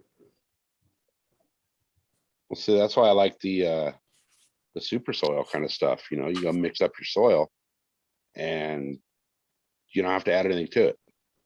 I mean, it's a little pricey to make your soil, but you can reuse that soil, and you're not into the hundreds of dollars in bottles of shit next run. Now you just got to replenish a little bit here and there, and keep your soil going. You always buy a pre-bagged super soil, like soil thing. Yeah, well, that's why I use Big Roots as my base. Yeah, that's what I use too. Yeah, and then I'll make my, I use I still use Subcool's recipe for the super soil. Right.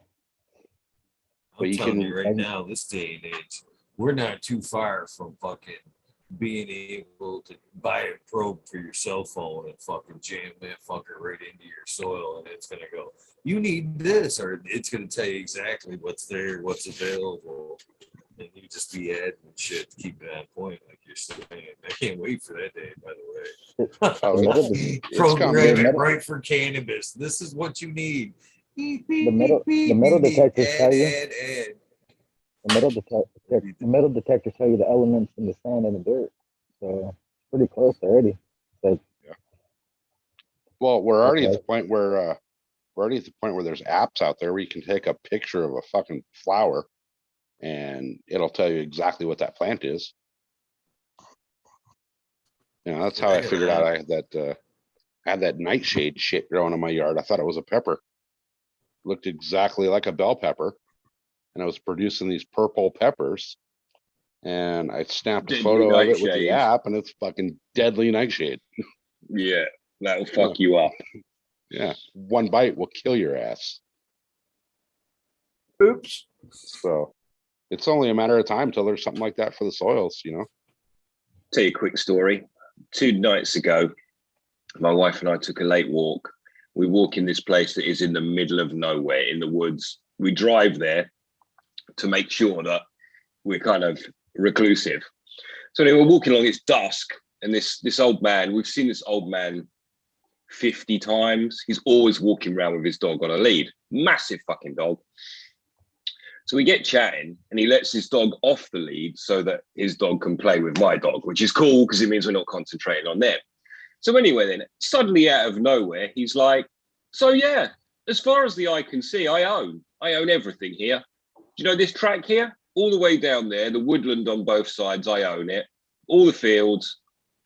So we start naming places and he's like, yeah, I own that. And what about all the way over there, blah, blah, monument? Yeah, that's all mine. So anyway, he isn't doing it in a way that is like, we already have heard about this guy. We didn't know he was the guy. Anyway, we get talking and I'm like, no-till, blah, blah, because he's talking about how he keeps his woodland unfucked with. So he actually then goes on and I say no-till and he's like, well, my fields haven't been tilled for 25 years that I know of, but probably 100 years. So we start talking about, hell yeah. I said, hell yeah, I'm coming I said, I'm going to bring a handful of dirt, but I'm taking a handful of dirt from your land. And so we start talking about soil tests. And I'm like, well, I wasn't going to soil test it. I was just going to rinse it in some water, steal all the microbes and chuck them in my no-till beds.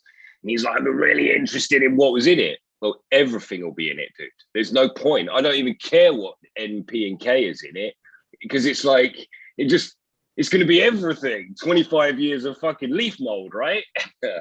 Anyway, it got dark and we walked out of the woods in the pitch black. I had to hold my wife's hand so she didn't fall over. But I could have talked to this guy for hours. I'm like, give me a couple fields. Come on, give me a couple fields. Yeah, but it turned my mind on so much to think about 100-year-old unfucked with, woodland. Like, Can you adopt me, Daddy? Please. Yeah, please. That's exactly it. My wife took his name. She keeps saying his name to my daughter like it's our new granddad, She's like, when we put a hut up there, shepherd's hut, we can go hang out weekends. Gentlemen, I got to go to bed. When Green shows up, I know it's definitely past my fucking bedtime. 9 o'clock. You guys take care. Good to Love see you, you, brother. all. Nice to see you, man. Good to see all you guys. Have a good night, Bingus. Take care, my friends. Cheers, man. So are you going to go try to get this guy to let you use a little piece of his land up there?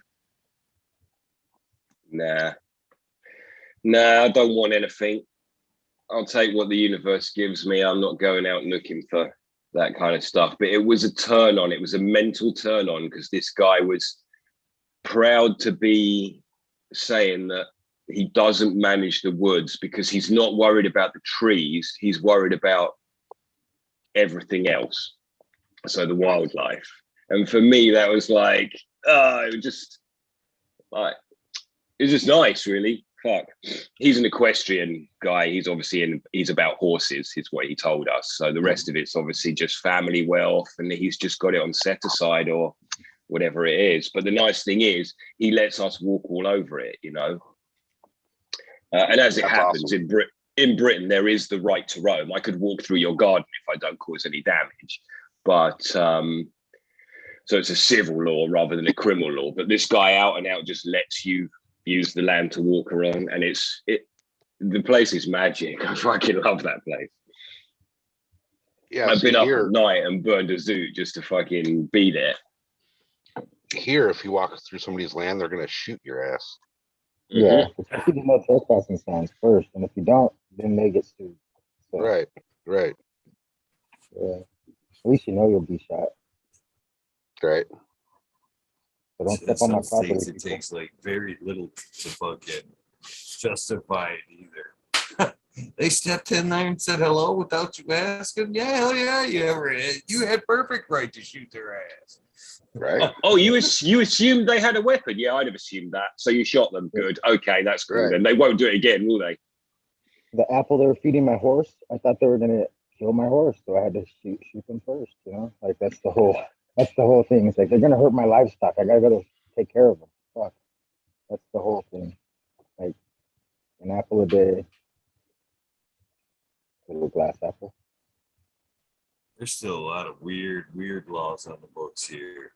Weird laws. I can't think of any right off the top of my head, but there's a few towns here in Michigan that if you use any kind of obscenity in front of a woman or child, that you can be arrested. I like it. I'll give you a great one here. If you don't practice archery on a Sunday in Britain, that is against the law and you can go to jail. Wait, So if you you better don't, get, if you don't practice archery on a Sunday, yeah. It's a law or a bylaw here, yeah. If you kill a swan, you guys driving around bows and arrows on Sundays just in case. I just got back. I'm on my way. I was doing it. What? You're slinging arrows. Come on. More likely, you just get arrested for having arrows. You know. that's highly frowned upon out here. Like, because you have to have a hunting fucking tag if you're gonna even carry some shit like that. So it's like, Yeah. Well, Eagle was doing his knife thing the other day, and if I walk out of here with a knife, oh my gosh, they'll treat me like I'm gonna kill someone. I'm not joking. It's actually a real serious problem with knives here. I probably would feel less fucking prang having a gun, to be honest, because we're so like, you know. It is a nice peace of mind, you know, going out and knowing that you have a gun on you. Fuck that, man. I tried that shit. Well, key here when I was younger, like 21. Fucking, I tried that shit. That fucking made me feel like I was 10 feet tall and fucking bulletproof. It just made me all the more cocky, if anything. oh, That's what I found that feeling to be like. that could be dangerous. No, If I owned a gun, there are people I know who'd be dead. And that's a problem because some of them are still my friends, you know. It's like, oh, I'm glad I didn't kill you because we ended up getting on so well in the end. So, yeah, I mean, it's a good job we don't have guns. I've been carrying for quite a lot of years, but that peace of mind that you know that if you do have to use it, it's there. That's nice. You're a rounded human. That must be lovely. No one dead that you're admitting to? Never had to use it. Yeah. So Is your first wife? Not the same. Well, yeah. when you find out that they were married, and I was like, wait, you never got a divorce? What happened to your wife? Where is your wife? Fucking, you'd have to be insane to do it again. You would have to literally be insane. In fact, that should be on the gun license. Fucking, have you been married more than once? No, you're insane. Yeah, sorry. Right. Not stable. Sorry. Yeah, no gun for you. That's the whole thing. You get married. You can have a Bible if you like, but no gun. With the cutout area of a gun. So I can't speak for anywhere else in the country, but I can speak for here in California. You cannot go into like a state park or a county park and have a gun with you. And that goes right down to the point of, say you're on a road trip and you pull into the state park in your motorhome, you know, and you're going to spend 2 days there. You cannot have a firearm in your motorhome. But I can go park on the edge of that state park, you know, right outside their gates, and take my deer rifle and go tromping all through there as long as I got a hunting license. They can't say a thing. Yeah. It's public land. So and automatically, you're not allowed a weapon in a state park, but that's an exact place where you kind of, you know, would Don't like need it. one. Right. Yeah. Post office, library, post office, any place like that. It's you can't carry a weapon inside.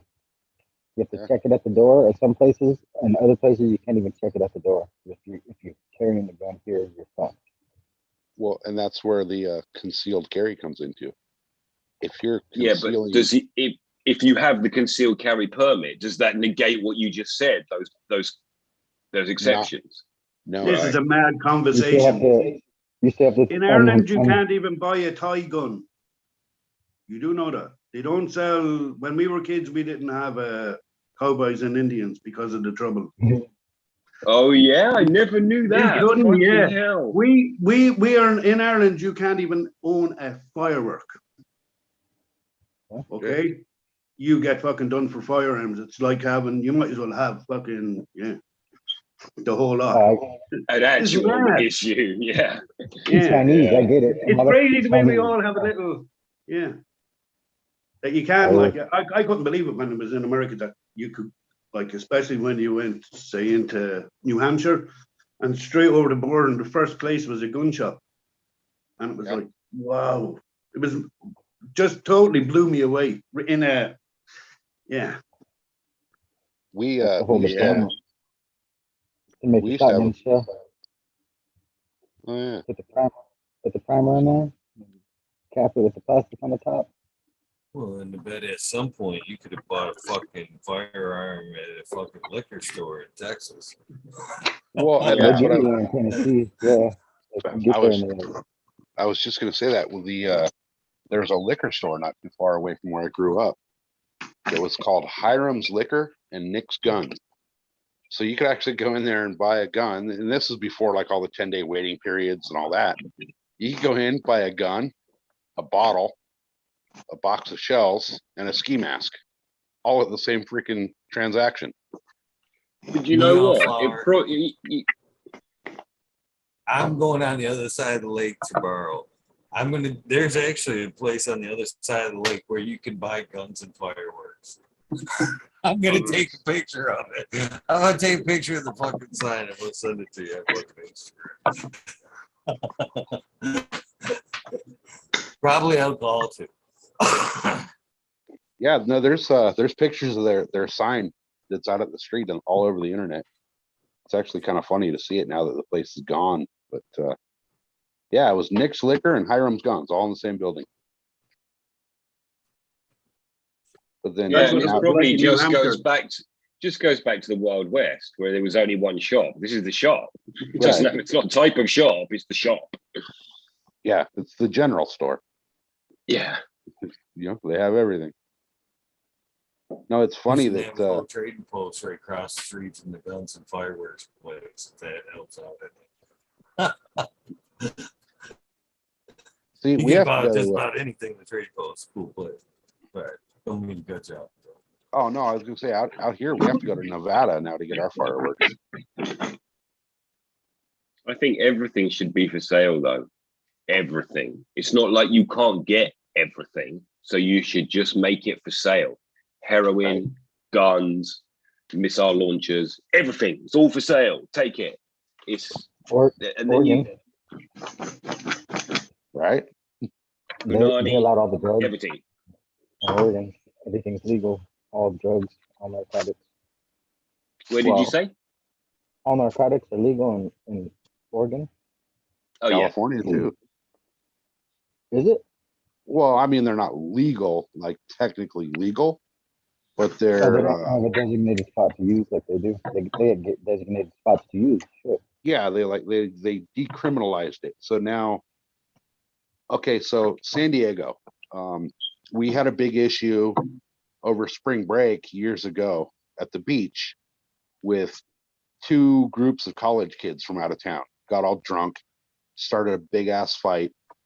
You cannot have a beer on the beach in San Diego County anymore. If you're walking down the beach and you have a beer, you're going to get a $500 ticket. If you light up a cigarette on the beach, you're going to get a $500 ticket. But I can sit there, drop my pants, and put a needle full of freaking heroin into my ball sack, and nobody's going to say a word. I'm in the free.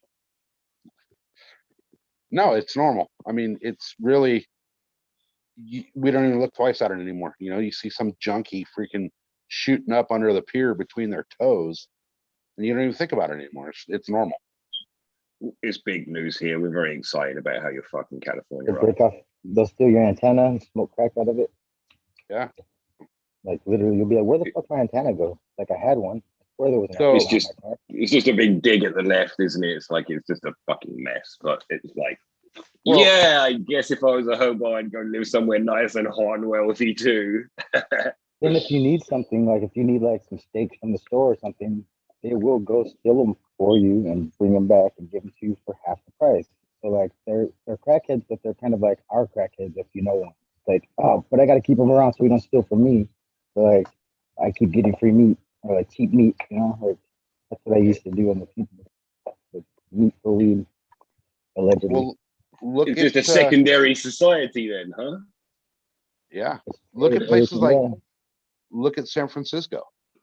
San Francisco put in a bunch of like community center type places, they call them, right? You know, it's like going to your teen center or, you know, whatever. But you walk in and it's like a really nice freaking place, you know, couches, TVs, you know, food, snacks, drinks, needles, yeah. you know, all the shit to tie it off to freaking pump up your vein. You go in there, you sit down, you have a Coke, you have a freaking couple Oreos, and slam your dope with their free needles and hang out and shit yourself. And then when you're ready to leave, you know, it's nothing big. You just leave. Even better than that, you could go if you're a child and you feel like you're like, I'm a boy, but I don't feel like I'm one. I can go to the fucking free clinic and get hormones for free without even telling my parents that I'm taking free hormones, and they'll go give them to me, and condoms, and fucking I could take an AIDS test and all that shit, and fucking not have to tell nobody because it's all free from the people. Right. Taxpayers. But I can't walk down the beach and drink a beer. They never seem to do it, allow anything that really fucking helped me. Can we not pay our mortgage? Just fucking allow it, and then it's okay because I say that I'm fucking transgender or something. Come on, pass something allow something that's fucking, you know. And the law with AIDS, you used to have to tell somebody that you had AIDS before. Now you don't, and it's not a crime. If you give somebody AIDS now, it's not a crime. It's like, what the fuck? Why are you changing this shit? It's the most important thing they had. Like, if you caught it, Yeah. now, like, what the fuck? Now they're just gonna give it to you and you don't care? What the fuck? Right. So that's not fucking cool. But your kid can't go to school without wearing a mask. Yep. Or taking a fucking. And you can't baby smoke a test. cigarette on the beach, but you can Right. get naked. Right. So But you taxed me when I bought the cigarettes though as well. So same Yeah. people, same money. It's Right. fucking yeah, they're making a fucking killing off the cigarette taxes, I'll tell you that. it's Yeah. £13 for a deck of 20 cigarettes here, I heard the other day. £13. So that's like $18. Yeah. For a good pack, yeah. Well, shit, I paid $10 today. It's fucking outrageous. And then, so here's another funny thing, right? California now, you can shoot up heroin through your ball sack on the beach in front of all the kids and nobody cares. But you cannot buy menthol cigarettes anymore because they're racist. Oh yeah. So, I mean, like I was saying this earlier a little bit though, man. You can't smoke them cigarettes are gonna cost you. When I was talking about like how alcohol and tobacco and fucking big pharma weren't gonna let cannabis roll through. Now, let's look back to like a week or so ago when our friend 808 Rooting Prospects there threw up that picture he was standing in front of for that $6 eighth. Are you gonna buy a $6 fucking eighth, or are you gonna fucking go spend that 18 or that $10 on a fucking pack of cigarettes? I'm going to buy that fucking fuck them cigarettes. I'm going to buy that $6 eighth. 3 of them. Fucking. I'm gonna buy 3 of them. That's right. That's exactly what I was gonna say. Give me $18. Then a pack of buglers. Something, man. Fuck them cigarettes, man. But that's why, right there, man. There's so many restrictions and everything else going on. The pharma and everything else, they're gonna sink their teeth right into what they see here. This is nothing but a huge investment, and then all they got to do is chase us out. Use their power they have in the government already and get rid of the home grow, which they're already trying to do now. Then we're right back at square one where we are from buying everything from them and fucking not knowing what's in it. Right. It's legal to have it and smoke it and use it in any way, shape, or form. You just can't make it. It's a monopoly. Just literally.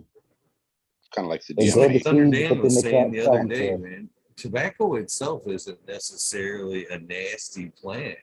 It's fucking the way they grow it and all the shit they dump on it and mix together and sell it to you. A naturally grown tobacco isn't bad at all. Well, they say like tobacco smoke has what, I forget the outrageous number, but it was like in the thousands of different chemicals. Shit they sprayed on it and you're lighting on fire. It's not 1,000 different chemicals that are in the naturally in the tobacco plant. You go roll a fucking leaf up and smoke it like a cigar, you're putting thousands of different chemicals in the air naturally. And a good one will take you to another place. It'll take you to like shamans use good tobacco to go into their journey, you know? They don't fucking... It is part of quite a lot of different ceremonies. Was it part of the ayahuasca ceremony? It was part of the ayahuasca ceremony. We had to, in a liquid form, we were snorting tobacco. Yeah. Plus we had real, like the strongest, about 1,000 times stronger than the normal tobacco. It's like the old one, the pure. So we were getting blessed. It was all part of the ritual. So yeah. Very, very, very, very powerful medicine. Not like anything tobacco that we see today. Everything now. Up again. They fucked us up. It's all processed with so much crap in it that it takes away the natural purities of it. Everything that's processed. Everything that's processed. Oh shit! That's what Kelly and Josh were saying. Yeah, fuck. Everything that's processed, keep away from that. Well, the funny thing is, I went the other day and bought a couple of steaks for the wife and I, and instead of going to just the regular grocery store, I went to, the butcher shop, right? Got really nice, fucking good steaks. You can tell the difference in, the stuff with, they call, organic cows or whatever, right? Grass fed, free roam, whatever. Well, you can actually tell the difference between that and the shit in the cellophane at the goddamn grocery store. Yeah. The other one, they have to add back in blood and everything to get a color of it. It doesn't have any. Imagine the ground beef. The muscle isn't, it doesn't have that. No. Yeah, they had to ground that beef to make it look like something we would recognize because it doesn't look like a steak sometimes, like without the coloring. Like, milk's green as well, dudes. Milk's green. Yeah, or yellow. Yeah, yellow. Yeah, they get different colored grass. Or fucking hay. They dye the fuck out of it because we wouldn't drink it otherwise. It's got fucking. I don't want to say. No. Cow juice. Yeah, half the milk out there's got some bad nipple juice in there. The pussy Yeah. nipple juice. That's all.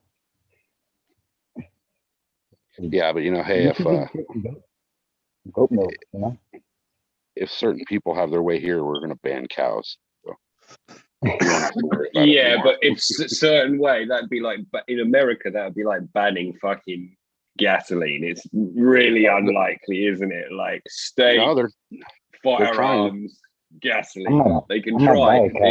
They're just loud. It won't happen yet. Those people are loud, but there are many of them. Bill Gates is buying up all the beef farms. Flat out, he's the one. If you get rid of beef, if beef is gotten rid of in this country, it would be because fucking Bill Gates has fucking took it off the shelf, basically. Making it a monopoly once again. Is that right? I didn't know that was He's buying up all the farms too, like all the other farms that like can't stay in business. Same dude that's giving you the shots is buying up all your food right now. Think about that.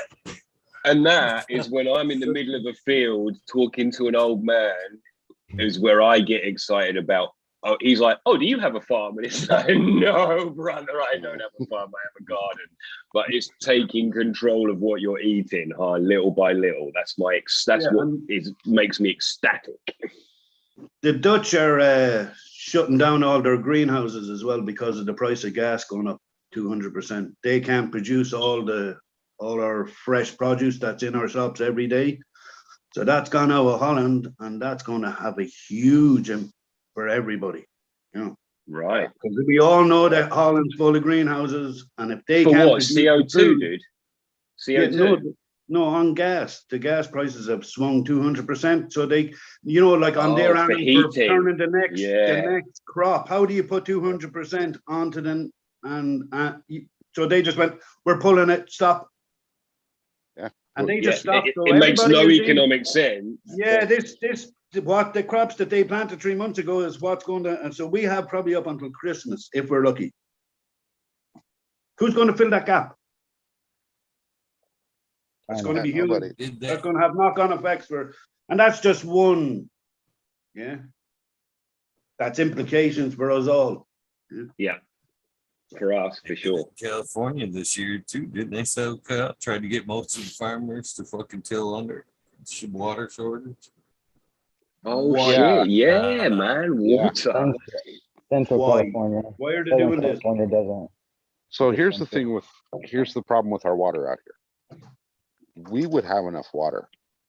No, we would not have a water problem in California if we would actually save our fucking water.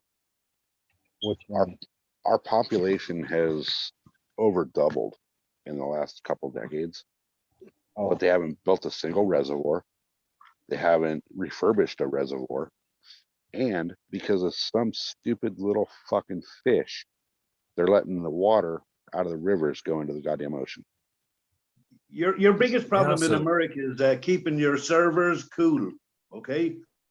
That's your biggest problem. All your data centers, wherever your data centers are, look them up and see where all your water is going. They're going to fucking data centers. They're not going to people anymore. They've diverted them all off. They need a huge cooling system for them. Just saying. Mining data. Just look that up. It's a mad where a lot of our water is going to cool them servers down. And almost every issue we're going to talk about for the next however long is going to be a water-related issue. The meat conversation we were having, that's a water conversation, really.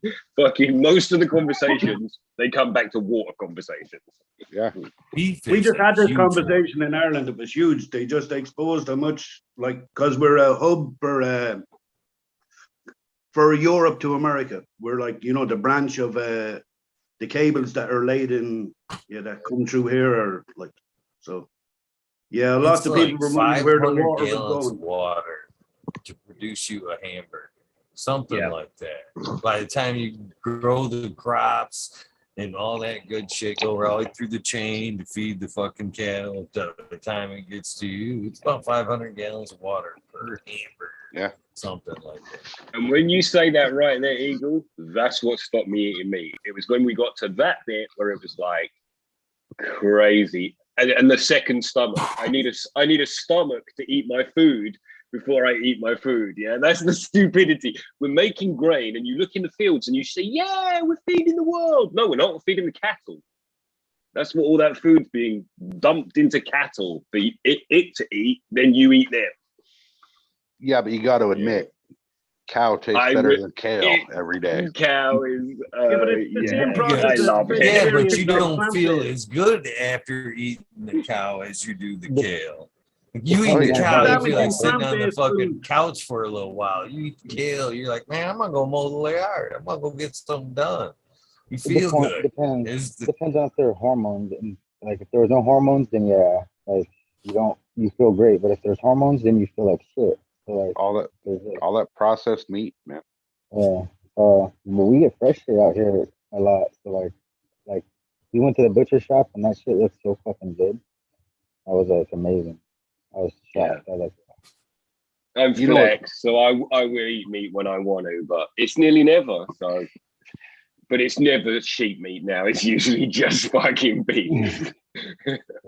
Yeah, I'm coming up for about a month for the first time off red meat. So yeah, I'm kind of getting a little craving, but I'm kind of going, do I need it? Yeah, my body is saying you're fine, you're perfectly fine. You don't. Yeah. Probably if you ate it once, you'd have another long break again. You'd enjoy it, and that's what happened with me. Was I was like, try have a bit, and then I didn't have it for ages, and like I have no desire to have pig or chicken for some reason. It's like I just good with pasta and fucking vegetables, really. I can't believe I'm saying it, but it's what's happened. And it happened because of that water conversation, really. Yeah, when you know that your water is recycled 6 and 7 and 11 times, and when you can't be drug tested in the UK for fucking opiates or coke because there's that much in the water that you can fight it in court and the whole lot, and you know every one of us are all the same in here, so don't, you know, that's been proven loads of times. The estrogen, you know. Why am I pregnant? You know, why am I pregnant? I'm not drinking the water over there if that's in there. Yeah, why do you think people think that there's something else? Huge. Everybody Really? feels like they're different. Okay, so in the UK, MDMA is nearly the first thing that shows up in water. Okay, there's that much MDMA been pissed out every weekend in Europe. Yeah. And that's going back a couple of years now that they've been complaining. It leaches from the water bottles you drink out of. Estrogen does too. Let that fucking water sit in the sun and let them fucking things leach into your water, and you're drinking a big fucking helping of that fucking shit.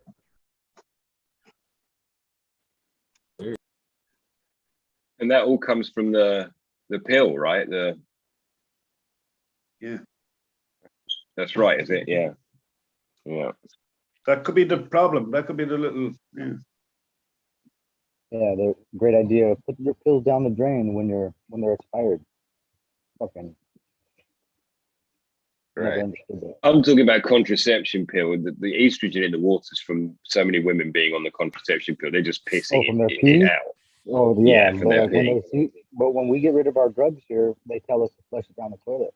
So all these other drugs are in the fucking water because they don't come out with the little filters and shit. There's still fucking these drugs in the water, so it's like asinine. In Britain, they are incredibly keen that you return those drugs if you're not using them. Like, I doubt anyone does it, but that is what they ask you to do. And there's even adverts saying, bring your unused drugs back to the doctor or the pharmacist. See, they'll do things like that here, but it's when they do something like that here, it's like this weekend only, it's such and such park. You know, right? No questions. They do that for guns every weekend. Like, yeah, if you want to come give your gun up this weekend, we're taking them. Like, what the fuck? You know, that happens in there. That happens in there. Lots of cities, everywhere. I think. The gun one's funny because the people that turn in guns, people will go make like some piece of shit, like little thing in their garage with, you know, a little piece of pipe and put a trigger looking thing on it and all that. And they will actually buy that from you. A gap. Yeah. Like the little, what do they call them? Like the little zip guns or whatever. Mm. So they'll buy those. Make them with 3D printer and guns. Yeah. Yeah. Shit. They'll actually fucking give you money for that. But then when they do the little thing for, you off a pistol, if you have the right fucking code. yeah, all you need is the software. Well, in honesty, it's not a very clever fucking piece of engineering, is it? You know, it's like Right. undo a catch, which makes a spring hit a fucking cap, and yeah. Depending Counter on gun will make it through the fucking metal detector. That's the second thing. yeah, because the spring is aluminum and it won't go off.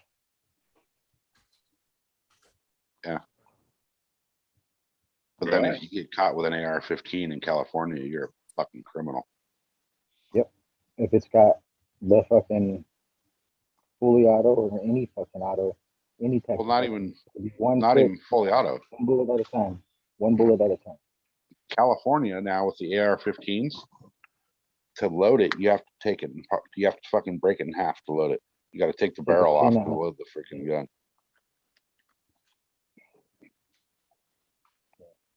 But you can shoot heroin on the beach, In front of kids. right? Or at the park. But yeah, it's funny when they do those. It's not like a buyback, but like the turn in your unused prescriptions. The way they market it and advertise it to the people is fucking hilarious. Like, no questions asked. You know, we're not going to want to know where you got it from, or we're not going to check your prescription. You know, they got to like make sure to tell you that, you know, hey, it's cool. An amnesty, they call it, Right. don't they? Right. Yeah, but they gotta really, really try to sell it, and they still don't get that many people turning stuff in. You know. What's up, brother? Hello. What's up, Ripio? Howdy. What's up, Ripto? Cheers, good thing. That looks nice. That's that white runs. White. White runs. I got White Widow Bud and I got White Widow or White Runs concentrate. How about that? Representing for the whites. Oh, you racist It motherfucker. looks nice, man. You beat me to it, Robert. Well, I'm Syrian and Mexican, so like my Mexican side and my Syrian side both said, "What the fuck?" But in two different languages, so they didn't understand each other. They were like, "What the fuck?" So are you I an had old? to say it, man. That was a low hanging fruit. So Syrian and Mexican, does that mean you're like an illegal terrorist, or what's the deal there? I don't know. I don't know. Maybe. I don't know. I can't make a joke out of that right now. So I'm gonna take a dab. I wanted one, damn it. I was waiting. I haven't been dabbing. I took a dab yesterday, and then I took a couple naps. But I also had realized that I'd given up coffee, and that's why I had a steaming headache all day, which is terrible, man. So I had some coffee. Thank you. Now I know why I got a headache. Yeah, I mean, it was ridiculous. It was like 6 o'clock at night. I drank a coffee because I was falling asleep again, and it was like, oh, all right, okay, drug dependency, nasty. I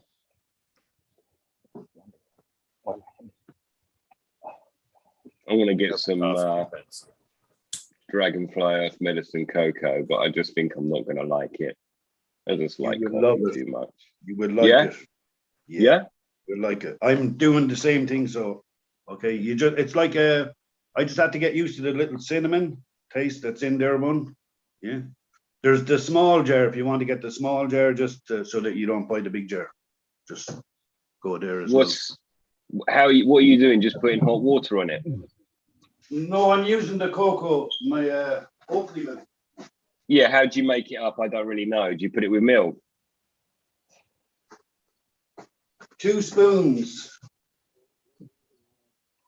2 spoons, and Yeah. just heat up your oat milk. But get the smaller one of these if you're, because these are quite Okay, you're expensive. doing it with oat milk, right? And is that your morning drink now? Yeah. Yeah, well, I have to have my coffee and then I'm into there because it's, yeah.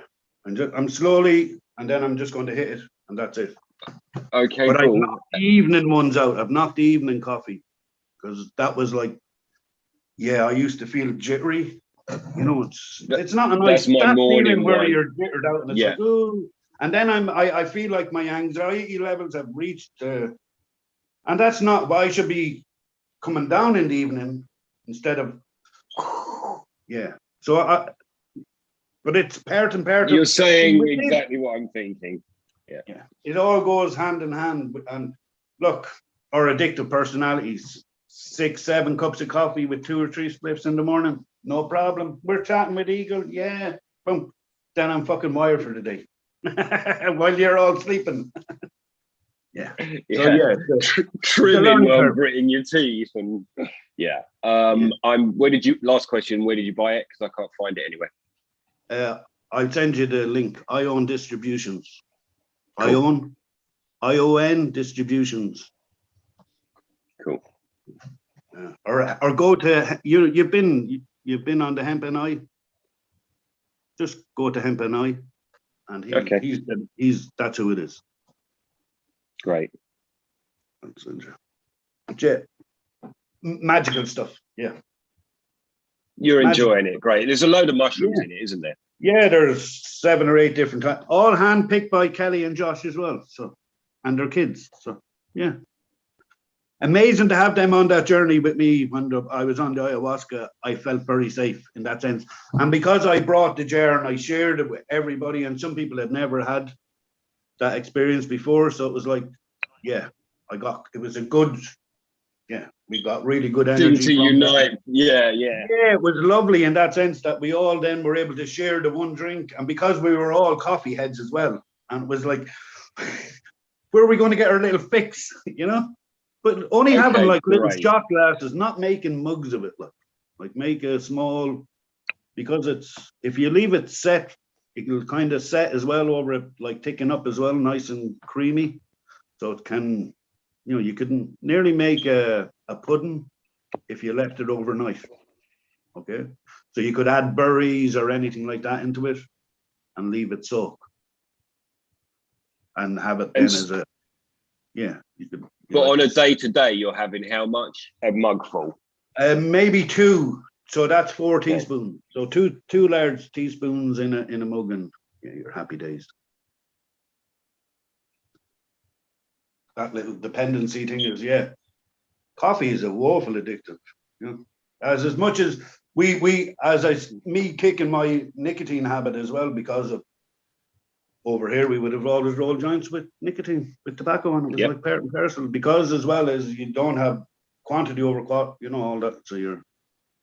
When my health started improving, you needed tobacco to smoke it. It was like when that tobacco went out of my life, I just started. That's when that's really when the corner turned. When I stopped buying branded cigarettes and stopped smoking tobacco, everything became about. Like it was like I spent 40 years trying to destroy myself, and I'm going to spend the next 50 making sure I fucking don't. And like everything came from that, really, everything. And when you're talking about those addictives, it's like, for me, when I decide, it's fucking over with all of them. And so then I have this weird thing where my body's like, no, it ain't, bro. And it's like, oh, I was out of there. And now you're fucking.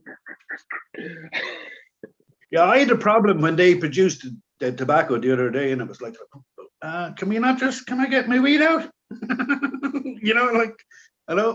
But that was my addictive brain as well, going like, oh, I could bring a bit of smoke into the ceremony, and your man was going, no, because it affects with your third eye and where you're going with ayahuasca and your thing. It's going to be like a bit of a stimulant to dumb it down as such. Yeah, it's like when you take the ayahuasca, you sit up, you don't lie down. Because if you lie down, she thinks then you want to sleep and rest, and she'll just keep you in a, yeah. But if you sit up, she brings you on she's awake. It's a very, yeah. So yeah, but yeah, everything in moderation, and we'll all get there in the end. It's like, yeah, yeah, fucking, yeah. I we're think all on a that's how I learning felt. curve. I really want to race ahead, but A, I know there's no way, and B, the journey now is so captivating. Like, even just to sit and listen and have this conversation, it's like, things are happening to people I know. Good shit is, like. Yeah, but it's a work in process, and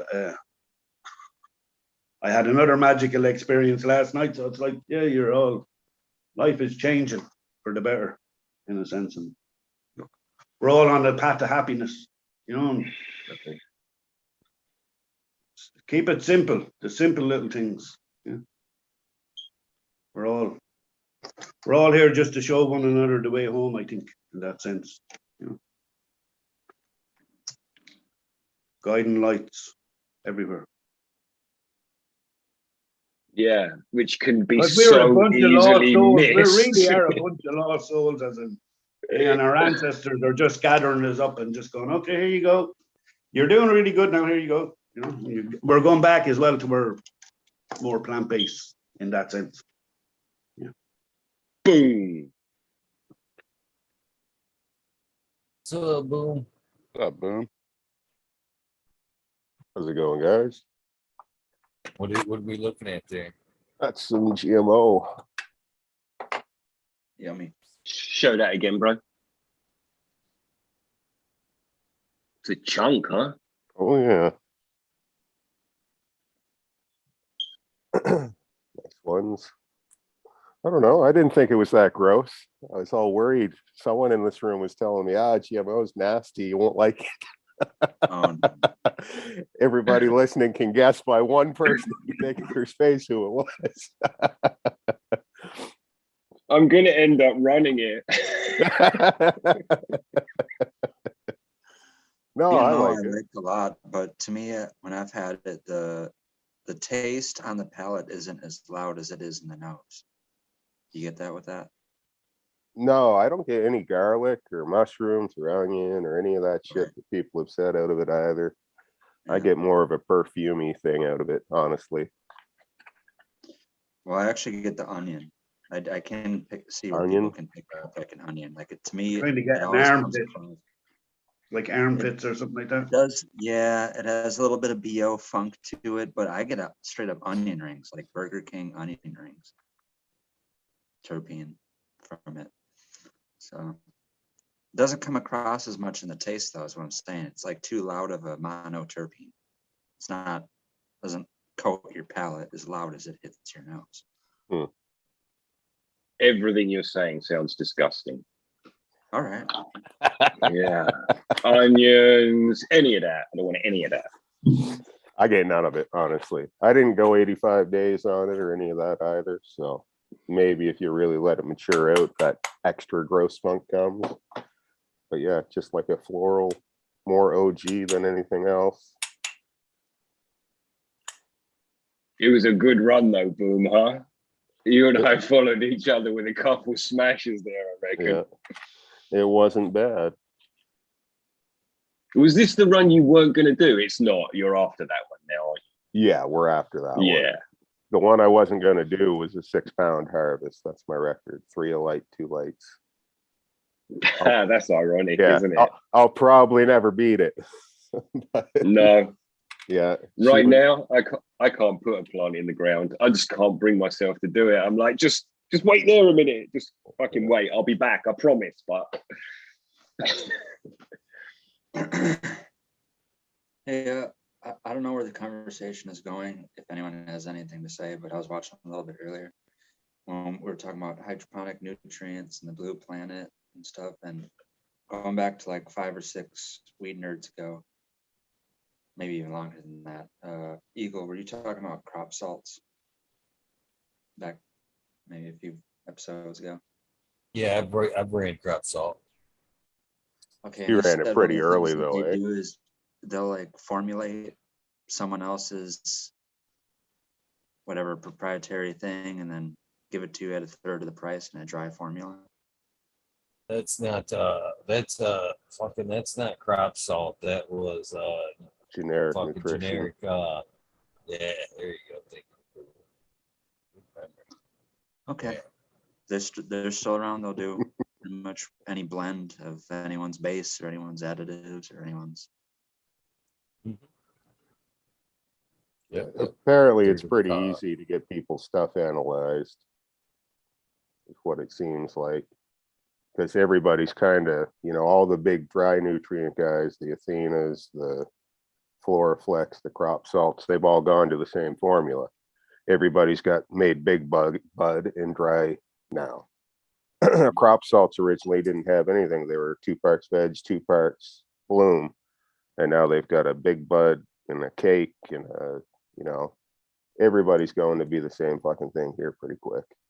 All right, never mind. I thought it was So someone- nothing's changed. They just dehydrated it, yeah. Yeah, they're selling you the nutrients instead of the water, which is, Right. if you live in the middle of buttfuck nowhere like I do, that's very appealing. Or if you live overseas or any of that shit too, right? Yep. Okay, so yeah, I like the idea of it being dry, but I thought it was something where they're offering for you, like basically they're gonna middleman the situation. You can make your own too. Say if you started off with say a general hydroponics formula and you wanted to tweak it and come up with your own like custom red pill blend, yeah, they would work with you, tweak the recipe up or down to whatever you want. Okay. Not like anyone. I mean, we all probably can talk more about living soil and super soil and stuff like that. But like I said, I don't really have a bias towards either one. And at some point in time, I'm probably going to have a synthetic grow right along with the organic grow. But I would like to make my own, I guess, nutrient lineup that's reduced down to 6 or 7 bottles, or in this case, packets. Most of the time it's about salt. Yeah. Go ahead, bro. Most of the time with that stuff, it's about what will sit in solution with what. Cal and Mag, they're only together because one of them doesn't like to be alone, I think. So it's all shit like that. And it means sometimes you're feeding shit you don't need with salts because it just had that bottle had to be in balance with the other thing. A lot of what I saw and where I saw, I don't know if this is the first people I thought of the idea, and as I thought of it, other people are already doing it, one of those type of things. But when Floraflex came out with like crystal white, like cocaine looking dry nutrients, that was around the same time when I figured out that a lot of nutrient companies, they're not buying like a medical grade or pharmaceutical grade or analytical grade. They're buying like cheap, like whatever component of the Availability. nutrients it is. Yeah, like say it's just like what arrived in the port. It's like sodium nitrate, right? Something like that. A lot of nutrient companies are getting their chemicals from somewhere that's only producing something like 64% sodium nitrate. They're not even using pure sodium nitrate to begin with. It's just some crude ass chemical that they're using with a bunch of other fucking bullshit in it.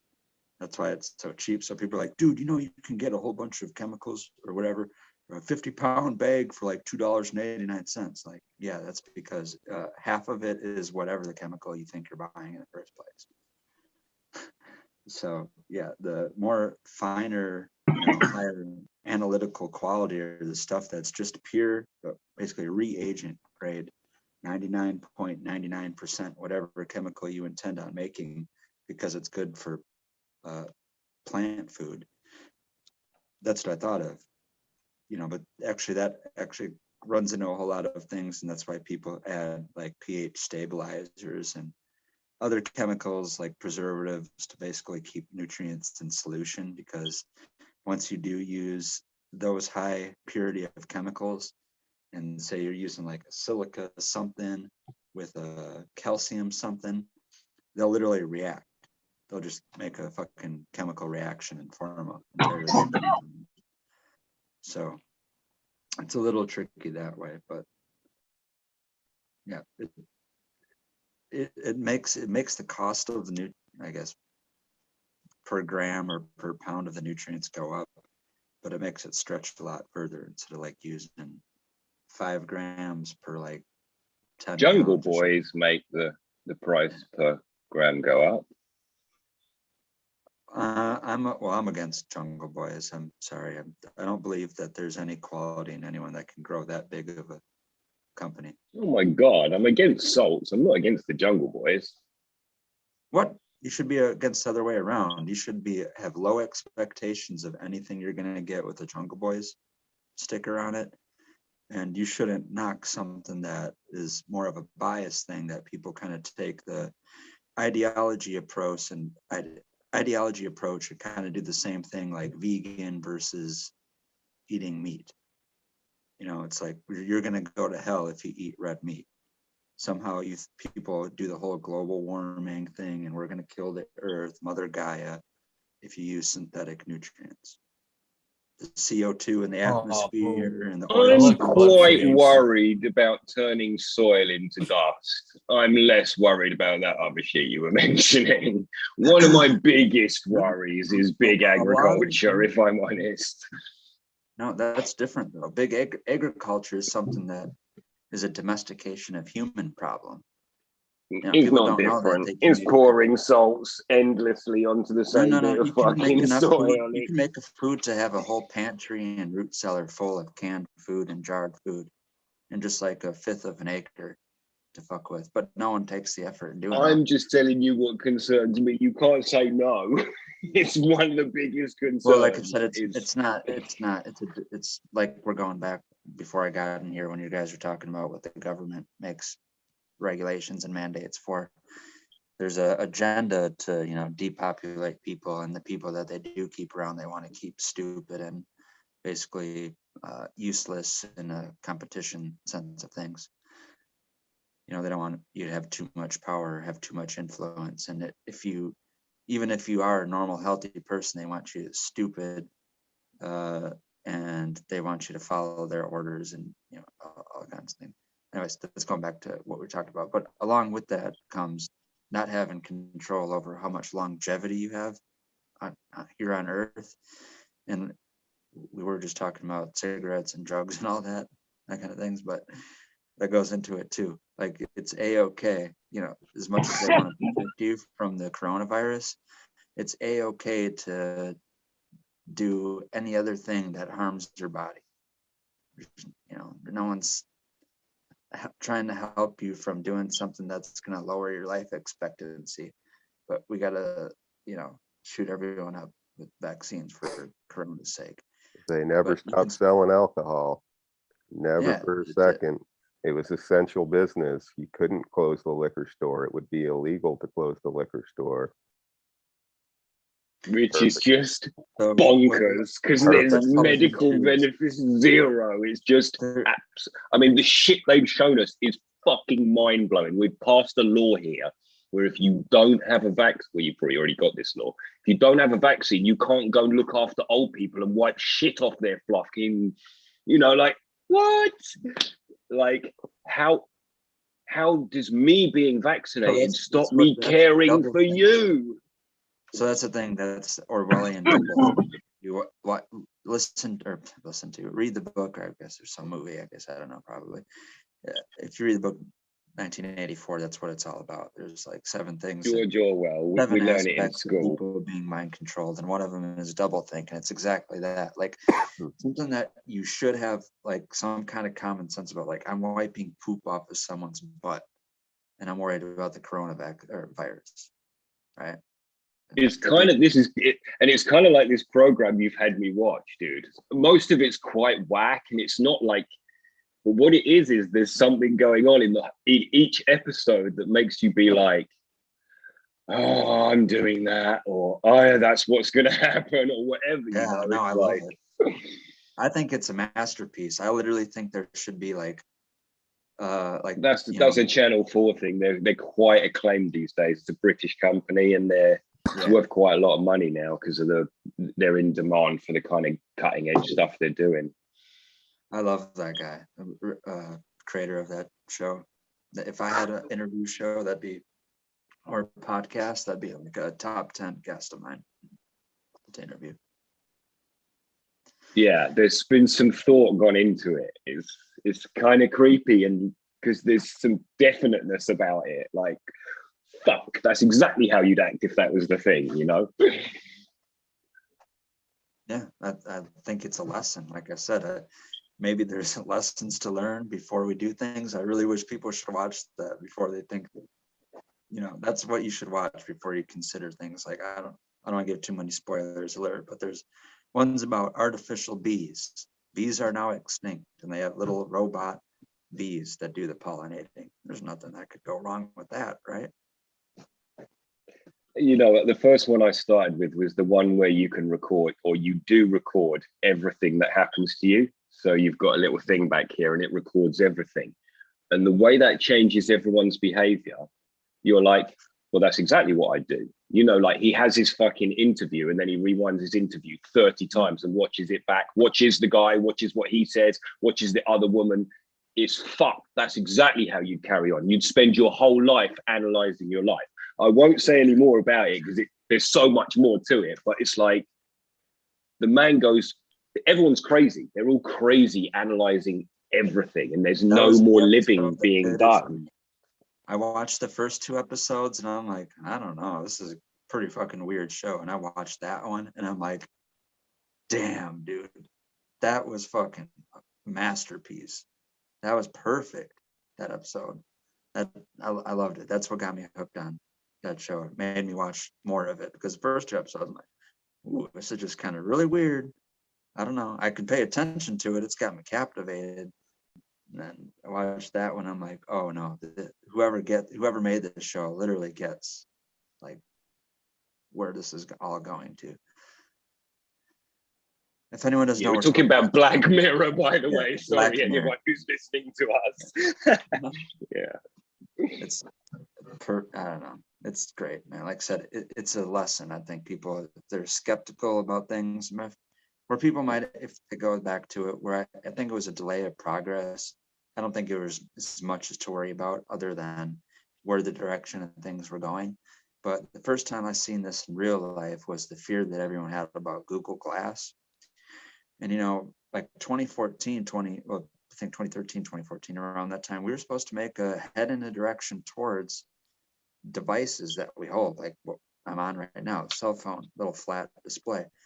They were going to make a move to head-mounted displays with augmented reality overlaid on what you're seeing to bridge the gap into what they already have. They've had for like 25 years, which is smart contact lenses.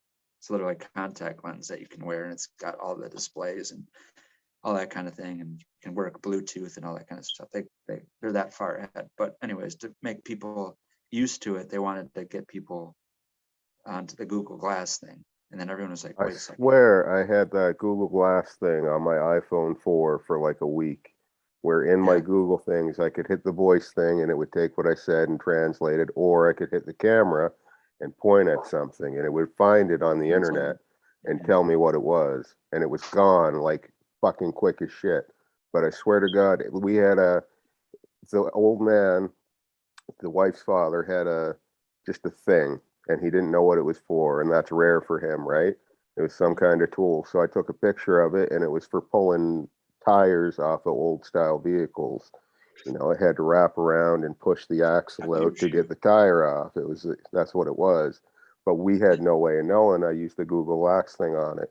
So he brought me another thing about a week later, and I was like, yeah, no fucking problem. When it was gone. It's like, I didn't delete it. They were like, oh, that's too powerful.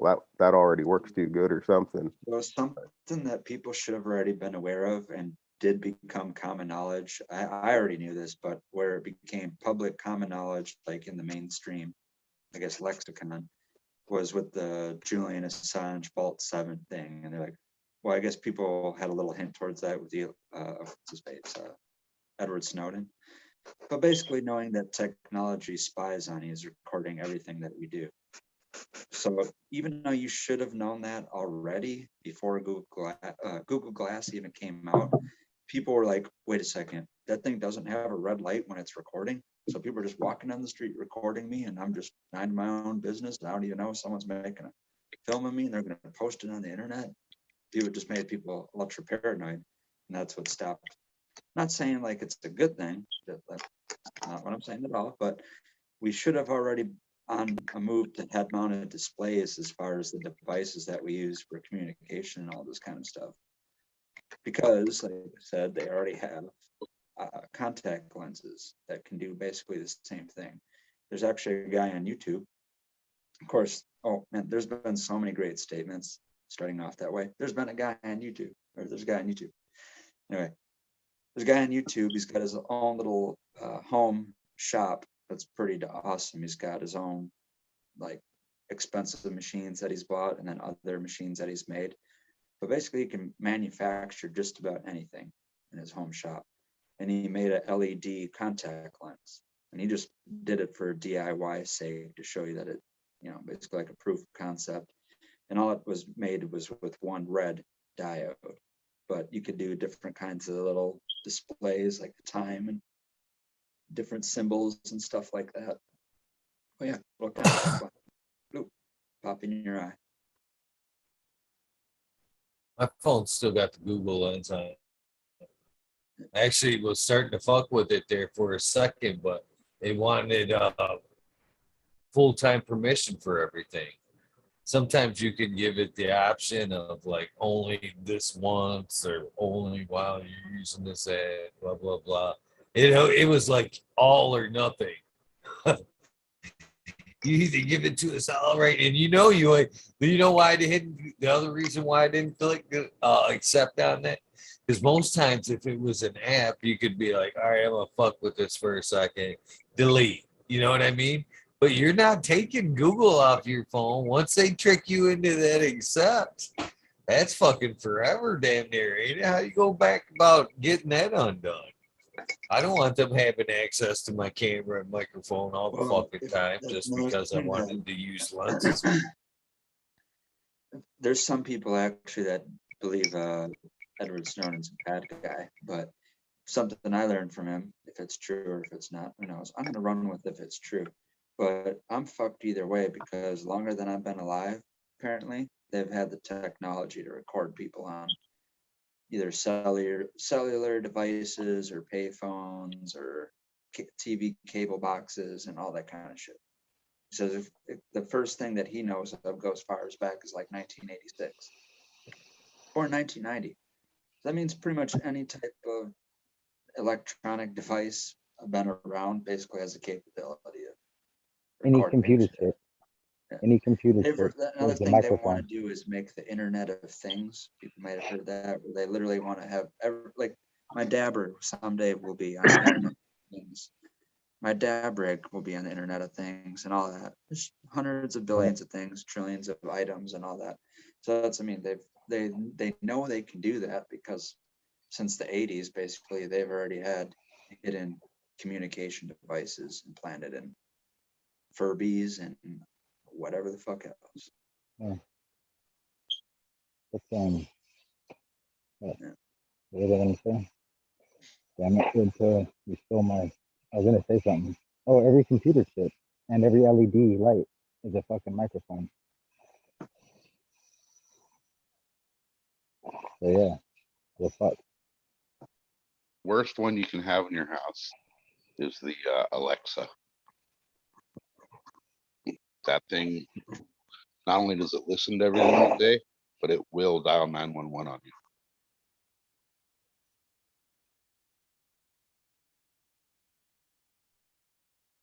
I don't even know what I'm spilling. I'm all watering over here spilling.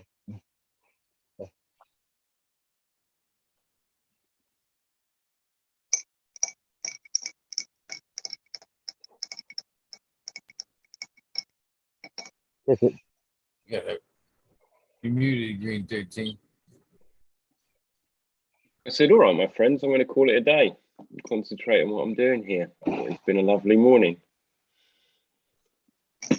Have a great day, Right guys. on. Have a good one, buddy. Have a good Later. day. Have a great Have a day. good day. Cheers, man. 13.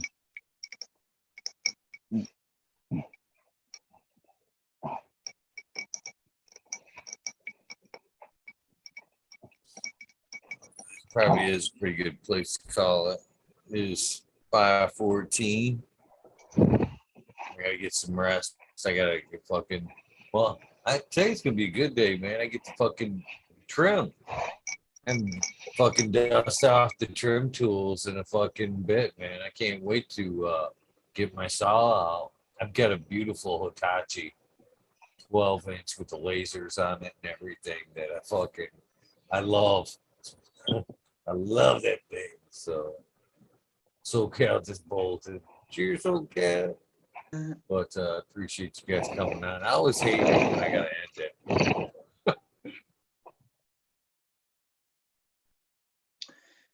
Well, I'll slide out next. Thank you guys. Chilling tonight, and I'll see everyone on another WEedNerdWorld. Yep. Peace out, guys. Cheers, Cheers. Red Pill. Later, Red Bill. Have a good one, bro.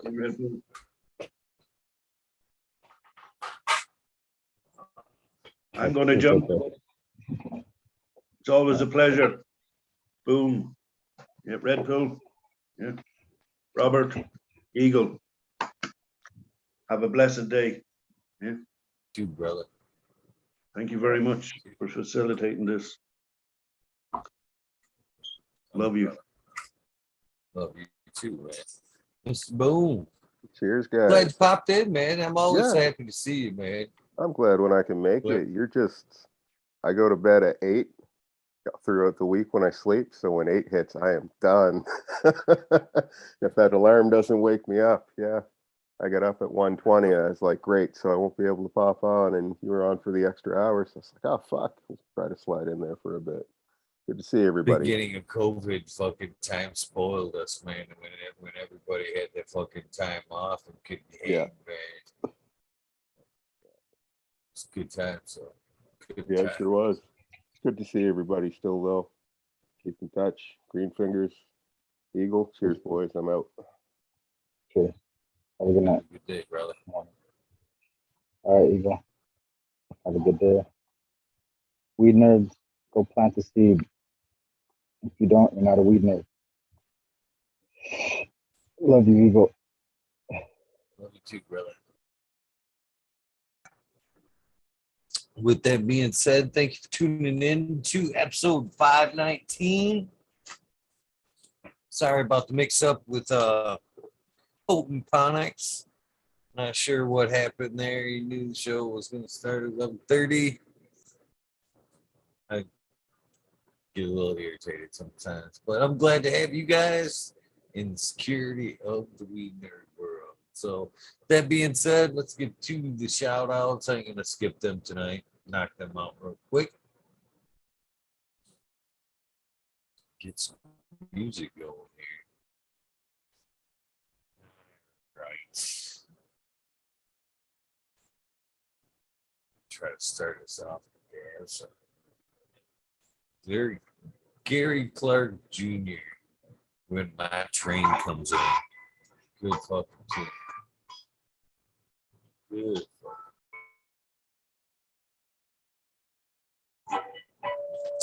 All right, here we go. Got these all in order. Jam in the van. Morning, Annie. Dog pounds. Dutch Grow 420. Are you on the list? Dutch Grow 420? I don't think you are. Many times when I've said that, it doesn't sound familiar. Find the pen so I can get you on. Get you on the shout outs and chat right here. Dutch Grow 420. Cheers. I think you're on the list. Try to get you all, man, but sometimes need to put that one fuck the nut. I can't fucking remember. I seen him yesterday. He says he's been there. They say they've been watching for a long time. Thank you very much. Can't believe I ain't get that name on the shout outs either.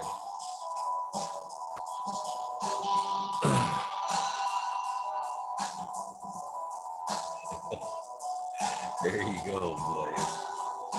Some cool details of Dank Mama Law 710 Scarecrow 420 Green Thumb Bum Christina MG89 Unplugged 705 Medical McCullough Rick T the Rebel the 9G207 Fabian Salinas Dave Not Here Tom Spook Greg Walker Mendo Dope T Dog Dung Beetle Red Eye Jedi Grows Mother Nature Justin Conway Doug Weed Run Boy 7426 Justin Nerd Strongman Okie Grower 75 Corey Treble Michael Wallace Mole Vision 420 Who's Your Cat 80 Tackle Rick S in the Bushes 827 James Simmons Kevin Hahn World's Last Hope Pat's Fan 420 Winter, Dirt Road Dude, Kanashiba, Jose Ramirez, Red Eye Rustler, Dad Goblin, Dr. Buzz, Lightyear, Acetone, Sub-10, Canuck, Candy Queen, Genetics, Stabby, Tanase, Humdor, Dirtman Dan, Keith of Black Sail, Mr. Bolt, Sim Premium Gardens, Rasta Bob, Rasta Jeff, Soil Root, Small Tubes, Tyler, Frosty Buds, North Michigan Micro, Ouija Buds, Dub T, Roy, Big Jar, Gross, JC, Modern Genetics, SoCal, Weedner, John, Last PPJ15, CJ Apple, Perfectly Imperfected, Dollar Tree Grows, T1 Production, Thank Grower, DOA Grown Meds, Miss Nudie Grows, High Gruesome, Johnny Candace, Nutrient Shootouts, Naughty Nicky,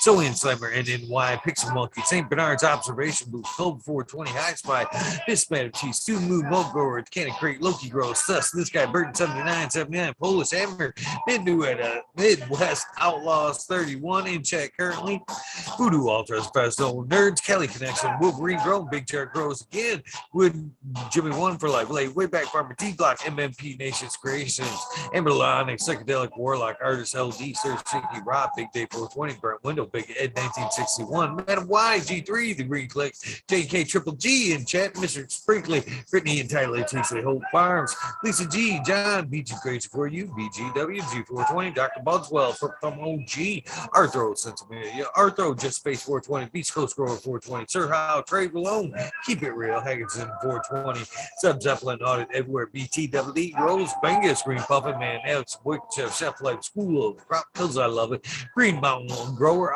Southwest Okie, Real 100, 212, Andy Man, Miranda Family Farms, Page Farms, Me All Flower, Brian Henderson, Green 13, Nude Sale about Wins, Kingdom Aquaponics, Indra, Michigan Native, Mary Jane's Med Garden, Dreamer 77 Double D, Bad Bunny Nutrients, Mr. Green Pots, Mr. Green Nugs from 619-664, Spaniard Cruiser, Jones and Grow, Pop G Grows, Laras, Amy Joe Grows, Cass, the Grow from Your Heart podcast, Lily Luna, the Green Men Flock, Jerry Maya Miranda, Stony Creek, Lost Art, Mr. No One, LG 420, Giant Mike, Prometheus Soil, Jason ISO, P Win, David Colby, Mason 662, Scroggy Mix, Scroggerton the Fourth, The Goddess Grows, Kaylee Burrows, Chad Brad Family Farms, Polly P. Bjork, Kevin Jodry, Mike Concho, UGA, Jay Huggins, I don't know if I said that one, you Green Tree Hunter, Kush Clouds, Joshua Steens, and Organic Home Buds, Warren Nelson, Camwood, Maine Messick, Show Love Always, Kelly Stone, Texas OG, Chuck Norris, RJS, Claire Fresno, Happy Guy, and Johnny, we haven't seen you in a couple days. Hopefully you are well, brother. 311 mix up Kinder Groves, Evergreen Hayes, Tree, G, Tree, take 3. G Friends, Tree, MMJ, Matt S, Save Bob, Dragonfly P, Justin Meggs, Travis Wells, Lucky Mike, Seattle Chronic Seeds, King Chronic, Titan for Blasco Seeds, Django Gas, Massive White, John Smith, Tommy Tychos, Boca King, Raz, Pop Little, Slow Roll, Spiky Pollux, Oscar Green Jr., Matt Steelbird, Into 11, Stephanie V, Shark Bully 989, Bob Brown, Sovereign Garden, Stoner Nation 420, Joe Y, Bugs 1313, Painted Lady, 313 Grower, Painted Lady, Frank Booth, Jay Myers, the chat, Mr. Manny D, Bagsy, Dr. DGC, Jeff Schroeder, 911, Dutch Grows 420, you were on there, Scallywag 420, Skillbull 1, Medgrower 1, Empire Breeding Co., Froley, Lost Leaf, Liam Mass, Danny Daigle, B Bear 7, Ali Noble, CK, Tom Trinidad, Looney Jessup, Smoking Whisk, Small Town, Tim This, Mr. Lazy, Raptor Grows, Rob Automation is Freedom, Robert Hazelton, George Michigan Court, Double Tap Farms, Mr. Green Thumb 420, 808 Rooting Prospects, the Cannabis Driver, 8 in Life, Kenny 710, Operation Grows, T-Ben, TM 42696, Rude Nuts, Dr. Scrambles, BB Moonrock, GHF, Double J, Bio Green, Self Grower, Hanky Stinky 420, OG, KP, Ganja Nana, Your Mama, Georgia Joe, Roy Rodriguez, Bee Growing, Nature's Best Nuts, Killer Bee Grows, Ganja Wizard, Husky Gardens, Nut Tree 420, Dr. Ooh, Soil for Life, Bully for Life, the Jeffro 42069, Venus 698, Dr. Franklin Booty, Goddamn, I make Ted's Test, the Riffin' Bad Boy, Jack Green Sox, 420, Farms, Charlie Farms 420, Aldridge 25, Small Lee's Gardens, JD's Miss D's Nuts, Smoke and Grow Frazier, Grow Koski, Twisted Roots, Faded Farm 420, Jeff Dorosky, Genetic Memory Farm, Vol 420, Cameron, Mr. Backseat, Jill Carter, Mystic Marks, Mystic Grower, Ginger Stamps, DTE, Groze, Rick Wolf, DLP 2372, Ned Denver, Mike Denver, Sergeant Pepper 420, Ken Trooper, Blind Cat 420, Light It Up Again, Tim, UKSIF 420, Buddha Boy, Devin Shipwreck, Medical MJ, Bucksville, USA, Resurrection Prophet, Chris Martinez, Date Man Dan, Date Man 420, Red Setter Farms, Good Luck, Tony Bell, Chicha Beef, Most Hated Grower,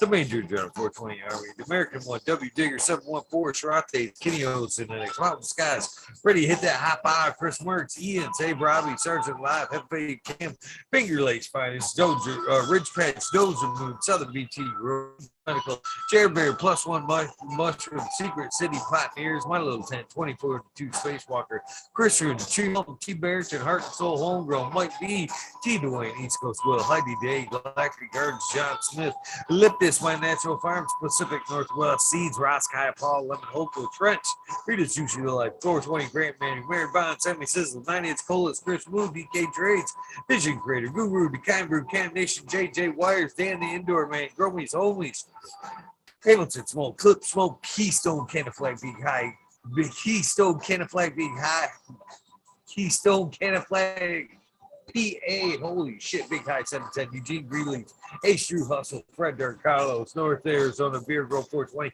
Don't Sell It, Jesse White, Scott State Yeti, Introvert Genetics, So Jay Vixen, Robin, Mr. Killer 8, Mo, James Buttercream, C-Dub from NorCal, the Pharmacy Seed Bank, Deadhead, Smokey 616, Curtis Mayhan, Matt Myron, Morte, Rick Hayman, Stephanie Dorian, Tennessee Fed, Carriers K, Mike Rubles, Bexy 751, Lawrence Gonzalez, Slow to Get Up, Stu Move, Papa Ghost 819, Papa Ghost 719, Bakery Shake, Baby, Old Smoke, PWC, Grown Bud, Laura Wash, Mr. Weed Blunt, Old School Grower, Chad Westport, Contra Grown, Florida Nuts, My Little Piece of Heaven, Fugit Sound Seeds, Collapse Grower, Richard T, Chrissy Wannabe, Mr. Soul Food Spectrum, Gone God, Lori Hanson, Real, 2,000 years of tradition, Mr. D. Conley, Pimp Jam Big Bodie, say, Show Me Sasquatch, Fuck Blue Land, You, I'm Going Well, Canadian Farm Restore, Forward Dirt Power, Call Right, Zephyr, Humble Farms, Tannery Farm, Seldom Seen, Oak Park Gardens, Hell 9782, Skunky Packs, Martial Artist 2012, Macro Slave After,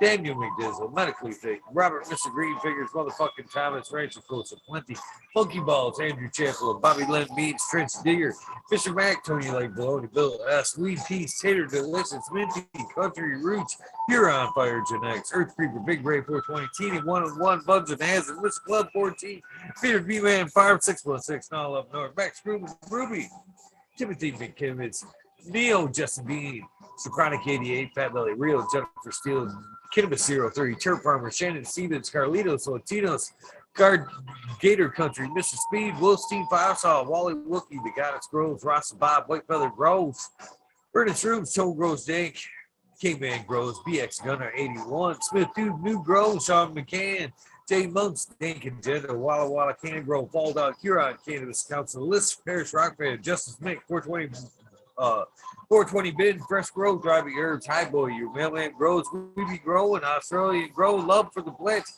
Argo American, Smart Poker, Unfrozen Caveman, Hawaii's High, Surf Crack, Micro Goon, Jeff Lowell Pills, Mobius Grows, Zinc, Brownie Sand D, Elliot Harkins, Mystic Flavor, The Foraging Gardener, Overwater, Overkill, Seattle Steve, Shadow Warrior, Valley Green 514, Amelia Jensen, Hoss Indica, Dr. MJ Coco, Brandon Russ, Matthew Gates, Steve Spag, Drone Sour, Shotgun Willie, Dave Yoda, Jason is True Bro Grows, Clackamas, Who's DJ Conley, Aaron the Grower, late 1978, Michigan Grown Buds, Yo Boy Roy Boy, Delta 9, Jay McDaniels, Clackamas 420, Stinky Cola, Dylan Sapphire, PFC Farms, Husky Garden, Sun Grown 707, J8 Drones, J420, Cascadian Growth, Seatos McGee, 4 Plants A, Weedworks, Captain Scrog, Skunky Bugs, Hobbs Warrior, Jackie Young, Terry Lee Live, McGaster Tempe, Annie Andy, Urge Green Jr., Leon from All Purpose Plus, Green Goose, 11 Smiles 11, Bindu Bugs.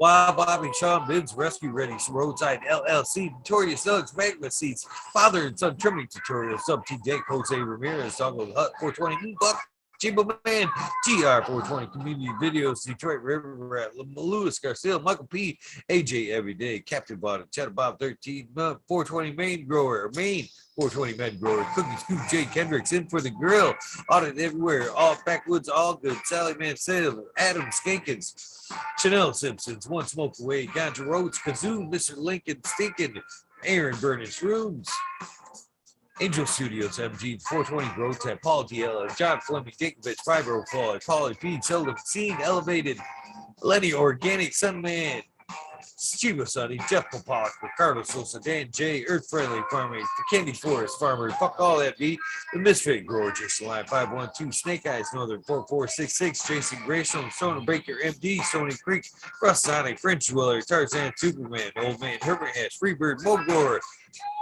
Matty Gar, Simple Man, Survival One Time, Tim Blake, Golf Coast Chronic, Steve Fat, Caballero, Valero, Carly Grower, Jen God, Jason Lamb 512, Steve Collins, Todd Kendricks, Property Maintenance, Sharpie, The Island Hayes, Scuba Steve Speaks, J.R. Reed, Randy Case, Tom, Steve Collins, Rattler, TCD Yard, Killer Killian, Wardrobe Farming,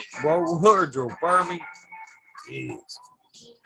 Randy Grande, Pip 1000, Ace Food 3223, Wake Up Captain Freedom Bee, Puffer Smiles, 15 Digit, Michigan Ganja Boots, Hash Fred G, Super Bob, Broski 808, Weekend at Bernie's, K Bag, Justin Station, Strong Style, Organic, Zippy, Admatic 31, K Honesty, K Hell, Me, All Flower, Brent Boog, Todd Kendricks, Newton, KNT, Chris D, True Seer, Both Times, Full, Natty Dread, Barbara Matthews, Ancient Soul, Homegrown, Kevin Jiu-Jitsu, Kenny Health and Happiness, Berserk 215, Lab Low Cut, Abu Trendling, Momentic, Med, Brass Benchy, Helen, Huge Janus, James T, Atomic Food, Miss Jill, Big Daddy LT Gardens, High Flyer 420, Blocks of Brush, Bro, Mother Tree, Maine, Red Pill, Your Boy, Roy Boy, Aesthetic, Shannon Gibbons, Wuhan, Rick W, Comfortably Numb, One Smoke Away, The 840 Show, Richard Lamb, Red Pill 710, Cannabis, Fruit Suit, K Rolling, Worthy Buzz, Logan Man 81, Oil and Flower, Half Podcast, Authorized Facts, Warren Dixon, Peak Lady Luck, Wanda 420, surrounded by Keith Ferrari Farms,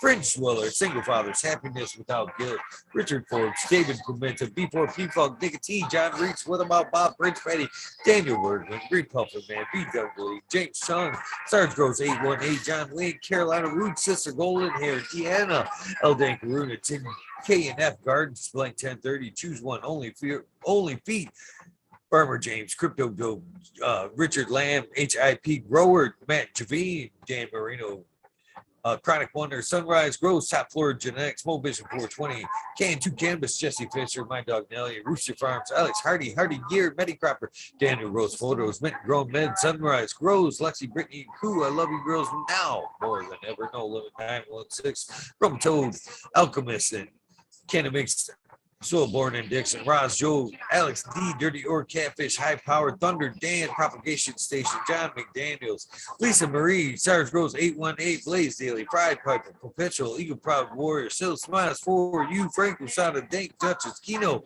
Kelly Maxwell, Captain 420, Sting Fat, What About Bob, Ill Juster 420, Pops Rooms, John Gorski, Jen Doe, Dungeon Gangster, THC4, PTSC, T. Barrington, Honcho Bone, Swamp Can, Cannabinka, Best of Because, John Doe, Mr. Manny D, Cannon Farrar, 420 AB, Normal, Frank Guerrero, Barefeet, J. Brent, CK, Brown Guy 420, Pachyderm 420, Fear and Tree, Maine, EA, Gray Sun Grow, 207, Hydro Daily, Hempwood GG, Jamie Rain, Supreme, Great, Sony Rockefeller, K&2 Cannabis, Brew City Sin, Hawaii Senior Will, Midnight Roots, Dead Cynic, Knuckles, Michael P. B, Polly B. Quick B. Nimble, Bud E. Kilowatts, Michael D. 4889, Disbanded Brothers, Lucilium Matt Joseph, Grace Medicine RX, Keeping Chief, Hydro Daily, Concerned American Cannabis 411, Freedom of Speech, Dr. Jointsworth, D3, Ganja Sudoku, 710 is Oil Upside Down, Jesse Stevenson, Victoria, that's Kid About a Babe. What about you? What about Bob? Sacred Gardens, Gus Rose, Slick Rick 8, Dog Pounds, David St. Louis, I Move Watch, Scott St. Yeti, Ed Ren, MN Grown, Uncle Elmer, Off Grid Terps, Christopher 54, Matthews from SoCal, Sue Illinois, Lambert, Jake Root, Gen X, Dark Horse Gen X, Stoner Dude, Joel and Jen from Northside Gen X, Caroline, Mr.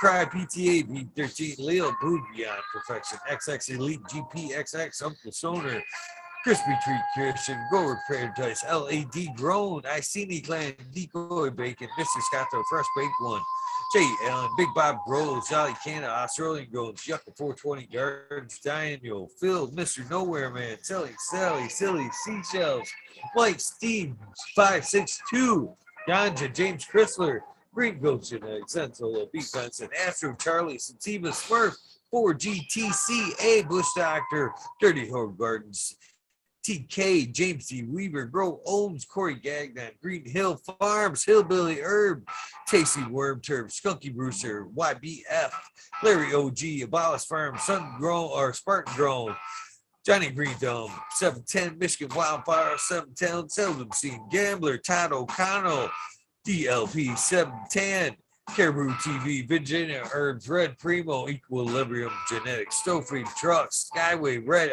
Kevin O'Donnell, School of Crops, Stupid Trucker, eBay Budgender, The Glass Girl 420 Grow, Ted Nugs, Matt Javine, Greg 77, Ted Nugs, Skunk Egg Glassworks, Spice Mode 347, Mike Atomic Skier, JME 182, Justin Gucci, Webcam funny fuckers.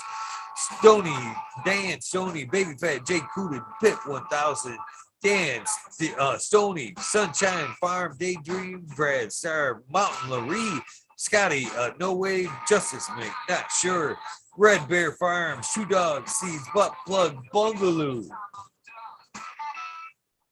One more, here we go. Lucky, Claudie Goslin, Mao, T World, Green, Gorilla, TT Gardens, Benny Ben, Up and Able, Mr. Mag Duber, Kush Church 5, Zenti Mental, Green Goddess, Alberta Cannabis Grower, Earth Creeper, Don Hazelhurst, Matt Ness, John Golf, Coon Word, Robert Rittenhouse, hopefully I said that right, Pedro and Dizzy, Joey Berger, Mr. DeVille, Mikey, Mishy Dankster, Dragonfly Earth Medicine, Thunder Dan again, San Luis Sungrown, Super Bob Dutch Grows 420, cause the fuck of it, Tough Empath, you're now on the list. Last but not least, Sweetest 207. Thank you guys very much for tuning in. I greatly appreciate you guys. I say it every night because I am grateful for you guys and everybody that contributes their time, either in chat or doing a spotlight, hanging out in Weed Nerd World.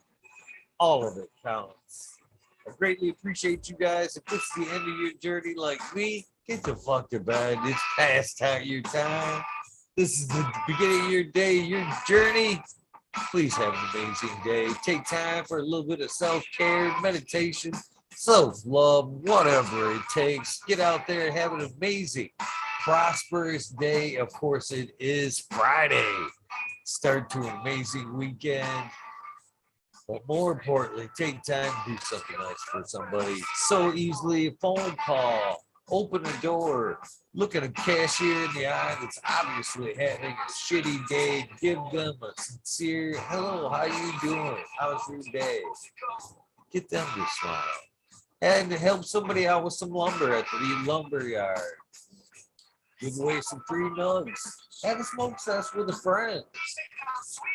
Tons of things that you could do. As long as it's from the heart, it will be loved. It will be passed on. With that being said, we got Mr. I want to make sure to say it right. So respect out. Family Tree Seeds. Mr. Tree will be here tonight. 11:30. He ain't gonna stand himself. 11:30 Eastern Standard Time, 8:30 Pacific. Have a great day, guys.